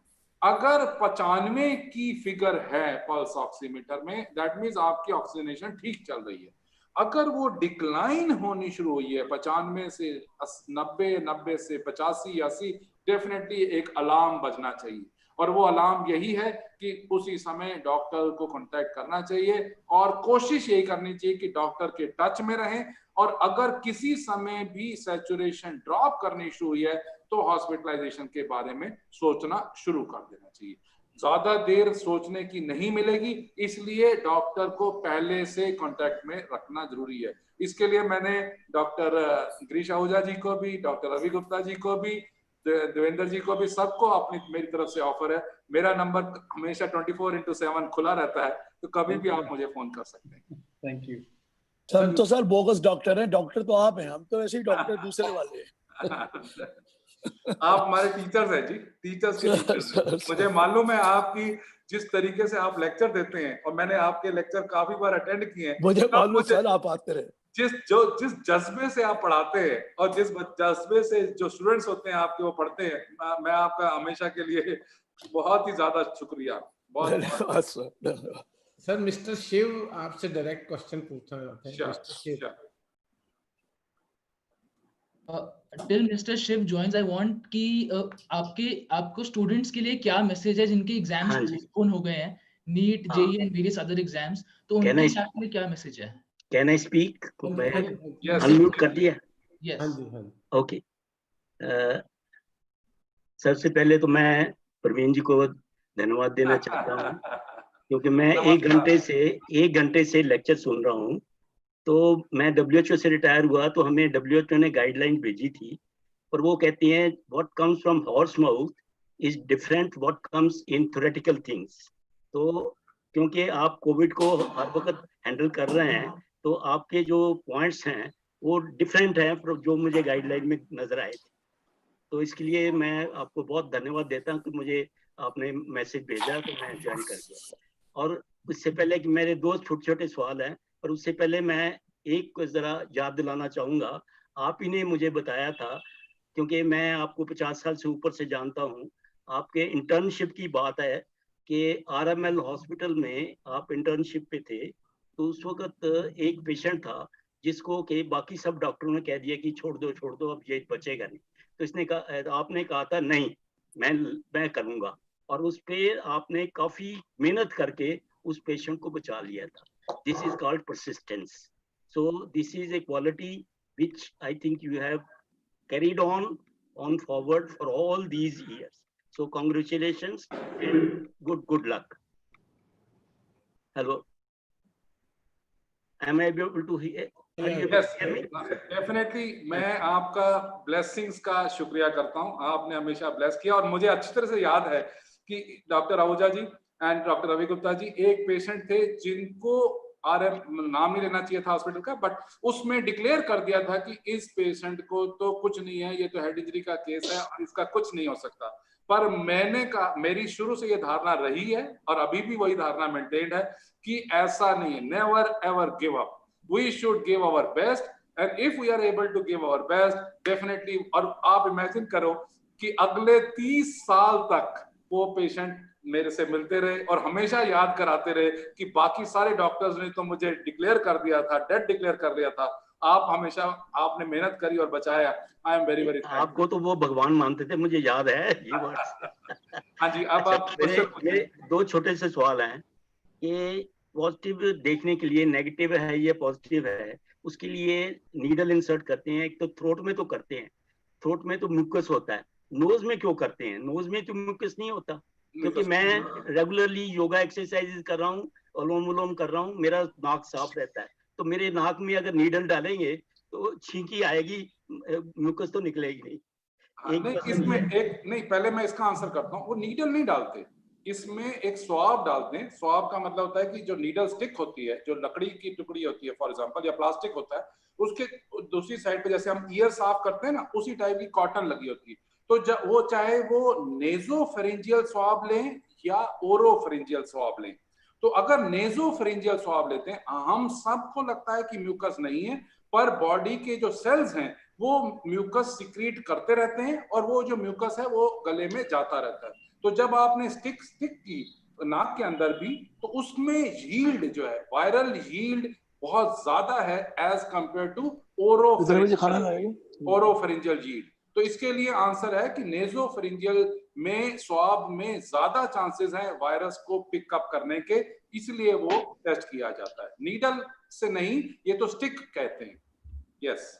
दूसरा सवाल छोटा सा ये है कि आप कहते हैं कि अल्कोहल वाला उससे साफ करिए, सैनिटाइजर से करिए या हैंड वॉश करिए, तो इन दोनों में से कौन सा बेटर है? क्योंकि जनरली मेरे जैसे आपको मैंने बताया था, मेरे ड्राइनेस बहुत हाथों पे रहती है, तो उसके लिए अल्कोहल वाला ठीक रहेगा या हैंड वॉश सोप वाला ठीक रहेगा? Very good question. इसमें आंसर इज कि पहले जो हमारे पेरेंट्स ने या ग्रैंड पेरेंट्स ने सिखाया कि hand wash is the best exercise. अगर हमने कहीं पे भी टच किया है, और जैसे मैंने अभी दिखाया कि हैंड्स को हर थोड़ी देर बाद मन में, जिसको कहते हैं ना, एक फीलिंग आनी चाहिए कि मेरे को तो हैंड वॉश करने हैं, और दोनों साइड पे, इस साइड पे भी और इस साइड में भी, और दोनों वेब्स के बीच में भी वॉश करने हैं, और बीच में कभी कभी सैनिटाइजर भी यूज करना है, सो दैट अल्कोहल की वजह से भी definitely we can take care. But I would put it this way, hand washing is far better than using a sanitizer. If you can combine it, nothing like it. नहीं, मेरा question ये है कि मैं तो confined to home हूँ, मैं बाहर तो जाता नहीं, फिर भी हैंड वॉश 3.5 महीने से गेट के बाहर पैर भी नहीं रखा, तो मुझे सैनिटाइजर यूज करने की जरूरत है? I would say hand washing अगर प्रॉपरली करते रहे तो करते रहो. ऐसा जरूरी नहीं है कि सैनिटाइजर की डेफिनेटली जरूरत है. अगर हैंड वॉशिंग पे आपने ध्यान रखा हुआ है, अपने आप को आइसोलेट किया हुआ है, अपने आप को किसी और से नहीं मिल रहे, hand wash is an good exercise. Continue with that. Okay जी, good luck. Thank you. Thank you. God bless you. God bless you for all your blessings. जैसे अब अनलॉक फेज चल रहा है तो ऑफिसेस खोल रहे हैं, तो एक क्वेश्चन है मिस्टर विमल जीत जी का कि our office complex is on AHU inter cooling system, तो how safe unsafe are we? Very good. इनका क्वेश्चन ये है कि अगर हमारे ऑफिसेस में एयर कंडीशनिंग चलनी चाहिए या नहीं चलनी चाहिए, और सिस्टम इनकी इंटर AHU सिस्टम है कि जैसे वही मैं कह रहा हूँ, मैं इसको सिंप्लीफाई कर रहा हूँ कि अगर एयर की आपने नेगेटिव सक्शन भी ऑन करा दी है, फॉर एग्जांपल आपका एसी चल रहा है, एसी में 2 तरीके होते हैं कि एक तो हवा जो है उसी एरिया में सर्कुलेट होती चली जाती है, वो डेफिनेटली नुकसान दे सकती है। अगर कोई किसी के एरोसॉल्स में, किसी के गले में अगर इन्फेक्शन है और वो आपके एसी में आके बैठ गए, आपके ऑफिस में बैठ गए, उन्होंने मास्क प्रॉपर्ली नहीं लगाया हुआ, उन्होंने छींक दिया या उन्होंने खांसी करी, तो उसकी वजह से डेफिनेटली आपके एनवायरनमेंट में वो वायरस आ सकता है, वायरल लोड आ सकता है, जो कि आपके लंग्स में भी जा सकता है अगर आपका एयर कंडीशनिंग जो है वो इस टाइप का है कि सर्कुलेट ही रीसर्कुलेट होती चली जा रही है। अगर आपने अपने एयर कंडीशनिंग यूनिट्स में चेंज करा लिया है, चेंज कराने का मतलब यह है जैसे हम गाड़ी में बैठते हैं, है ना, गाड़ी में दो किस्म के सर्कुलेशन होती है, एयर सर्कुलेशन होती है कि एक तो अंदर ही अंदर सर्कुलेट होता है और एक बाहर से हवा आती है और उसके बाद वो ठंडा करती है और वो बाहर निकल भी जाती है। तो अगर आप अपने ऑफिस में जो सक्शन इवैप जो नेगेटिव सक्शन है उसको भी अगर ऑन करा लेते हो एसी को, तो डेफिनेटली एसी चला सकते हैं जिससे एयर बार बार रीसर्कुलेट ना हो और वो बाहर चली जाए। अगर आपने नहीं किया तो chances of infection are higher and उसकी वजह से, तो अब आप ये सोचे, डॉक्टर रवि गुप्ता जी ने भी कहा, डॉक्टर आहूजा ने भी कहा, इस समय हमारे पास जब पेशेंट आते हैं भाटिया ग्लोबल हॉस्पिटल में, तो हम सबको गेट पे ही एक किस्म से वार्निंग देते हैं। Warning is a right word, I would use this, कि प्लीज अंदर हॉस्पिटल के अंदर जाएंगे, अगर आपके पास मास्क नहीं है तो आप नहीं जा सकते। ये आपको हम मास्क देते हैं और मास्क लगा के रखना है। अगर मास्क अब एक बार भी उतरा तो डॉक्टर भाटिया हमें हमारी तनख्वाह काट लेगी। What I mean to say कि ultimately so much of precautions have to be taken। अगर आपने इतनी सारी प्रिकॉशन ली हैं और वहां पे भी जाके जब ओपीडी में भी जाएंगे तो आप सोशल डिस्टेंस 1 मीटर का रखेंगे ही रखेंगे, अगर नहीं रख पाएंगे तो फिर आपको नहीं देखा जाएगा। एंड तीसरा एस्पेक्ट, अगर आपके जो डॉक्टर साहब ने बाहर सैनिटाइजर भी रखा हुआ है, आप पहले सैनिटाइजर यूज करिए, उसके बाद जब ओपीडी में भी बैठेंगे तो भी उसके फाइलों को टच नहीं करेंगे। एक बार आपने फाइल दे दी उसके बाद फिर सैनिटाइजर यूज करेंगे और बाहर जाते हुए दोबारा से sanitizer. What I mean to say, there is no limit of precautions, we should carry on taking precautions. Air conditioning का भी आंसर वही है कि जितनी ज्यादा प्रिकॉशन लेंगे उतना चांसेस है हम एक इन्फेक्शन दूसरे इंसान को नहीं देंगे। In the matter of AC sir, मैं एक बात कहना चाहूंगा, ड्यू टू प्रोटोकॉल आजकल चेंज होते जाते हैं over the period. I have seen lot of protocols coming to me daily और वो हर समय चेंज होते रहे। एयर कंडीशनिंग के मामले में, एयर कंडीशनिंग का मामला दिल्ली में रहते हुए, दिल्ली की गर्मी और दिल्ली के ऑफिस जब खुल चुके हैं तो हर बारी एयर कंडीशनिंग को लेके अलग प्रोटोकॉल निकला है। कभी लोगों ने कहा कि एयर कंडीशनिंग से सर्कुलेशन बढ़ता है, so it increases the chances. Sometimes air handling unit जो पूरे ऑफिसेस का होता था, जहाँ पे मेजॉरिटी ऑफ ऑफिसेस में नेगेटिव सेक्शन नहीं होता था because they never required it. अभी जो कुछ ऑफिसेस में जहाँ पे कैबिन्स हैं, कैबिन्स के अंदर अलग से एसी है, तो अगर आप लोगों को सेग्रीगेट करके काम करवा रहे हैं और पर्टिकुलर कैबिन के आप एसी चला रहे हैं, तो उन कैबिन में जो लोग हैं उनको वार्न करिए कि आप अगर 3-4 लोग काम कर रहे हैं तो आपका जो एसी है, आपकी जो एयर सर्कुलेशन है वो इस एसी पे बेस्ड है। इफ समबडी खुदा ना खास्ता कोई बाद में कोई पॉजिटिव निकलता है तो उनकी ट्रेसिंग भी आसान हो जाती है, उनको मैनेज करना भी आसान हो जाता है, उनको आइसोलेट करना भी आसान हो जाता है। तो करंटली जो हम बोल रहे थे, जो even in hospitals what they are trying to do is they are trying to segregate the AC for each OPD, और हर ओपीडी का अलग एसी चला रहे हैं, अगली ओपीडी का अलग। तो काफी जगह हमारे इधर ये तो हुआ है कि अलग एसी यूज कर रहे हैं फॉर वार्ड, अलग एसी फॉर ओपीडी, कोई कॉमन एसी उन्होंने बंद कर दिए हैं। So it is recommended these days because of the overseeing the heat which is there, amount of Delhi की जो गर्मी है जितने डिग्रीज तक पार कर जाता है, तो बोल रहे हैं कि आप छोटे एरिया में अगर आप रह रहे हैं, कैबिन में रह रहे हैं, तो आप अपना एसी चला लें, अलग कैबिन में है तो वो अपना एसी चला लें ताकि एयर सर्कुलेशन लिमिटेड हो। अंकित, मैं इसके लिए एक रीइंफोर्सिंग वर्ड जो आपने कहा बिल्कुल ठीक कहा।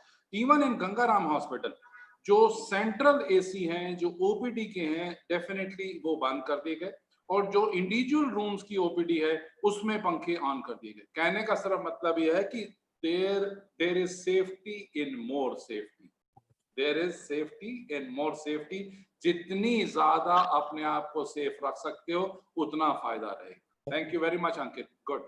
सर अब बस जल्दी, क्योंकि time we are already getting late. Sir कुछ प्रोसीजर्स हैं मेडिकल के जो कि डायरेक्ट कांटेक्ट में होते हैं और हमारे डेली यूज में होते हैं, जैसे डेंटिस्ट सर्विसेज, उसमें आप क्या राय देंगे? और एक फिर is it safe to travel by cab, auto? और एक क्वेश्चन, क्योंकि आप एक मल्टीपल इसका आंसर दे देंगे, can I get corona virus through food? Is it safe to eat take out from restaurant? Should non-vegetarian food be avoided? तो मुझे लगता है procedure, doctor procedure, one by one question answer करना चाहिए। पहला basic question ये है कि जो अगर खाना भी है ना, अगर खाना आपने बाहर से मंगवाना है, अगर वैसे तो अभी आंसर यही होना चाहिए कि घर बाहर का खाना मत खाएं, अपने घर का बहुत अच्छा घर का खाना बनाते हैं और खाना आप अगर बहुत अच्छा बन रहा है तो वही खाएं तो बेटर रहेगा। बाहर से मंगाने में सबसे बड़ी आपत्ति जो ये है कि मान लो जो इंसान फूड डिलीवर करने आया था, जो पैकेट देने आया था, स्पेशली मैं यंगर लोगों के लिए कहना चाहता हूँ, पिज्जा या व्हाट्सएवर जो मंगवाते हैं, क्या पता अगर वो पॉजिटिव है और उसने रास्ते में आपके खाने के डब्बे के ऊपर ही छींक दिया या खांसी कर दी, वायरल लोड ऊपर छोड़ दिया, और इवन इफ आपका कांटेक्ट पर्सनल कांटेक्ट नहीं भी रहा उनसे, वो रख के चले गए, मगर अगर डब्बे के ऊपर कवर के ऊपर वायरल लोड पड़ा हुआ है और आपने जाके उसको टच कर लिया, उसके बाद अगर हैंड वॉश कर लिए वेरी गुड, मगर अगर हैंड वॉश नहीं किए तो चांसेस हैं कि वो इन्फेक्शन आप उस वाले जो छींक से थी या खांसी से थे उससे वो इन्फेक्शन अपने अंदर ले सकते हो। तो इसके लिए मेरी रिक्वेस्ट ये है, specially for younger colleagues like Shivam, कि बाहर से खाना मत मंगाएं, घर वाला ही खाना सबसे अच्छा है, वही खाना रखें, उसके लिए डेफिनेटली बेटर रहेगा। और अरुण जी नेक्स्ट क्वेश्चन क्या? सर एक डायरेक्ट सर जैसे सर्विसेज ऑफ डेंटिस्ट, हाँ डेंटल ओपीडी में अभी भी मैं एक और आपसे शेयर करूंगा इस मामले में, अगर आपने डेंटल कोई प्रॉब्लम आ रही है तो पहले ये एश्योर करना है कि जो डेंटल सर्जन है वो भी कोविड नेगेटिव है या नहीं है। कहने का मतलब ये है कि चांस, क्योंकि ओरल कैविटी, क्योंकि नेजल कैविटी, क्योंकि रेस्पिरेटरी ट्रैक्ट बहुत ही एरोसोल्स इसके अंदर भरे हुए हैं, तो हो सकता है कि अगर वो डेंटल सर्जन एक्टिव है, even if he is taking all the precautions, most of dental surgeons are not working nowadays, अगर वो एक से दूसरे की ओरल कैविटी देख भी रहा है, और ऑब्वियसली ओरल कैविटी देखने के लिए काफी क्लोज भी जाना पड़ेगा, तो चांसेस हैं कि वो वायरल लोड तुम्हारे उस डेंटल सर्जन में भी आ सकता है। तो जहां तक कोशिश हो सके, अगर ये डेंटल ज्यादा तंग नहीं कर रही, पेन ज्यादा नहीं हो रही, कोशिश यही करें कि थोड़ा सा पोस्टपोन करते चले जाएं rather than visiting A dental surgeon, so that उनकी वजह से आपको इन्फेक्शन ना हो जाए। Similarly ENT surgeons, ear nose throat surgeons भी बहुत ज्यादा चांसेस होते हैं उनको इन्फेक्शन होने के बाकी पेशेंट से, और उनकी वजह से बाकी लोगों को होने में। तो इसके लिए भी काफी सारी प्रिकॉशंस ले रहे हैं ईएनटी सर्जन्स और dental surgeons, but still I would put it this वे, अगर एक्यूट कोई प्रॉब्लम नहीं है तो थोड़ा सा डिस्टेंस मेंटेन रखें, थोड़ा टाइम और निकाल लें, वो बेटर रहेगा। सर एक मेजर क्वेश्चन जो अब हम इसको जल्दी आपको करेंगे कि सर जैसे इकोनॉमिक स्लो डाउन हो गया है, लॉस ऑफ जॉब्स हो रही हैं, और इसमें एक अपनी हेल्थ के बारे में बहुत कॉन्शियस, और इधर उधर हम भी ज्ञान को सर्च करते रहते हैं, और कुछ हमारे फादर मदर और उनके बारे में भी हम सोचते रहते हैं कि उनको ना कुछ हो जाए, और हमारे पास टेंशन बहुत ज़्यादा है, और लॉस ऑफ स्पोर्ट्स सर्विसेज की टेंशन है, चेंज इन स्लीप पैटर्न्स है क्योंकि वर्क फ्रॉम होम हो रहा है, तो चेंज इन स्लीप पैटर्न्स भी हो गया, ईटिंग पैटर्न्स भी चेंज हुए हैं, डिफिकल्टी इन स्लीपिंग भी है।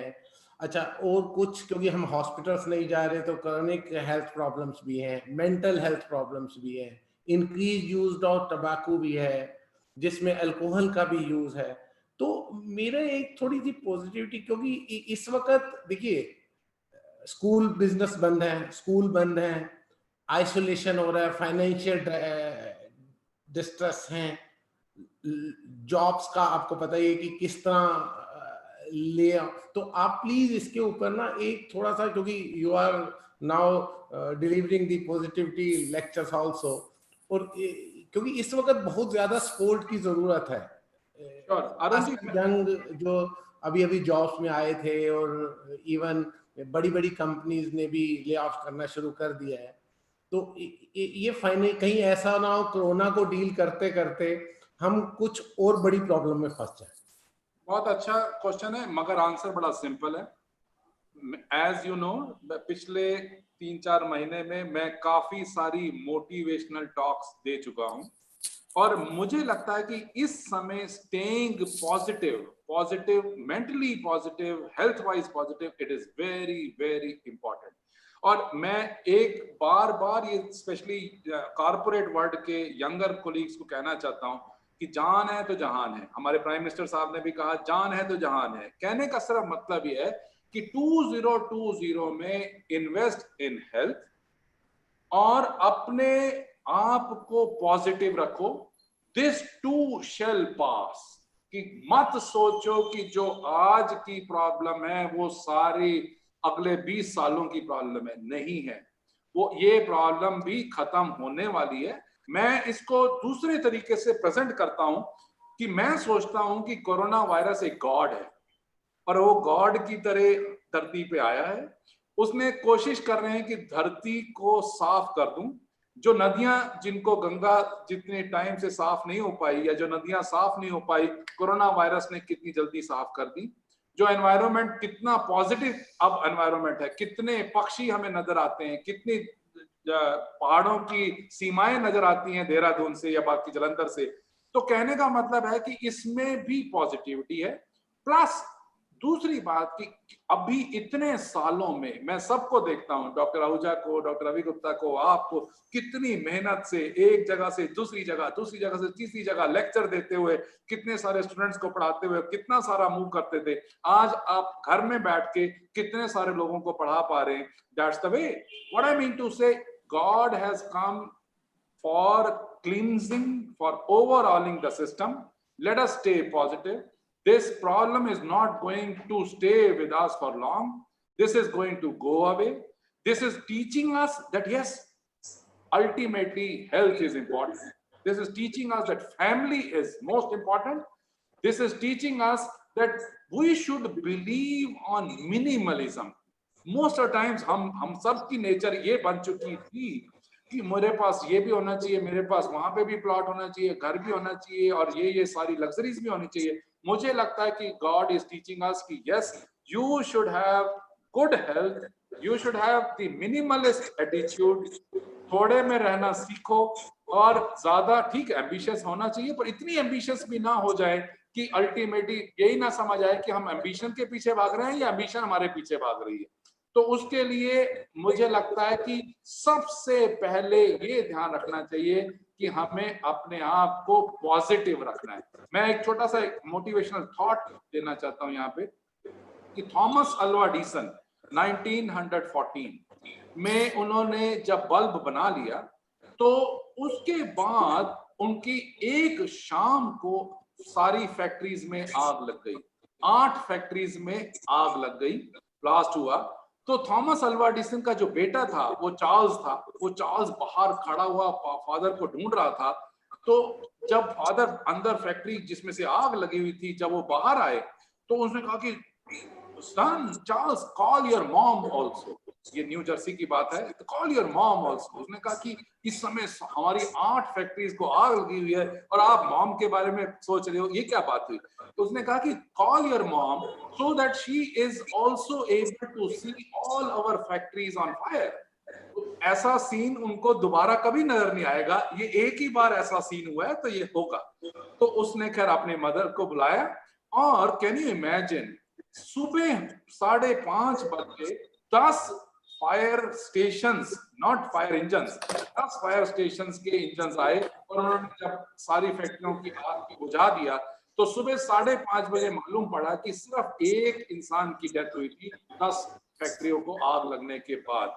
और उसके 5:30 बजे उन सारे वर्कर्स को थॉमस अल्वा एडिसन ने बनाया और बुला के कहा, all our mistakes have died down, have been burned, and now let us start afresh. और उसी दिन से उन्होंने फैक्ट्री दोबारा बनाने के लिए रिस्पॉन्सिबिलिटीज देनी शुरू करी कि आपकी रिस्पॉन्सिबिलिटीज है मशीनें पता करो, आपकी रिस्पॉन्सिबिलिटी है कि पैसे कहां से मिलेंगे ये पता करो। और ultimately so much of positivity was there, and in few months only he could re-establish his business. So our thinking is कि प्रॉब्लम आई है, प्रॉब्लम को सॉल्व करने के दो तरीके, या तो डिप्रेस होके बैठ जाएं कि ओहो प्रॉब्लम गई, अब नौकरी जाएगी, पैसे नहीं आएंगे, कैसे चलेगा। तो और दूसरी है कि ठीक है एक अपॉर्चुनिटी मिली है, जैसे डॉक्टर रवि गुप्ता जी ने भी कहा कि एडवर्सिटी को अपॉर्चुनिटी में कन्वर्ट किया। हम सबको मालूम ही नहीं था कि हम इतनी अच्छी तरीके से एक दूसरे से इंटरेक्ट कर सकते हैं घर बैठ के भी। तो ये इतनी सारी जो टेक्नोलॉजी का जो एडवांटेज ले रहे हैं तो वो पॉजिटिविटी की तरफ कन्वर्ट करें, एडवर्सिटी को अपॉर्चुनिटी में कन्वर्ट करें। Definitely it is going to change, this too shall pass और it is not going to stay बस। और दूसरी बात ये मन में सोच लेना चाहिए कि ये सबके साथ है, मेरे साथ अकेले थोड़ा हो रहा है। अगर सबके साथ ऐसा हो रहा है तो ठीक है, सभी निकल जाएंगे। ये सुनामी है, सुनामी सबको अल्टीमेटली, हमें तो बस सुनामी से बच के निकलना है, फुल स्टॉप। सर हो ना मायूस, खुदा से बिस्मिल, ये बुरे दिन भी गुजर जाएंगे। अब मैं डॉक्टर रवि गुप्ता जी और डॉक्टर गिरीश आहूजा जी ने रिक्वेस्ट करूंगा प्लीज इस सेशन को अब हम करते हैं। कुछ और का क्वेश्चन अगर देखिए सर, डॉक्टर साहब ने आज इतना समय हमें दिया और इतनी अच्छी अच्छी बातें बताई।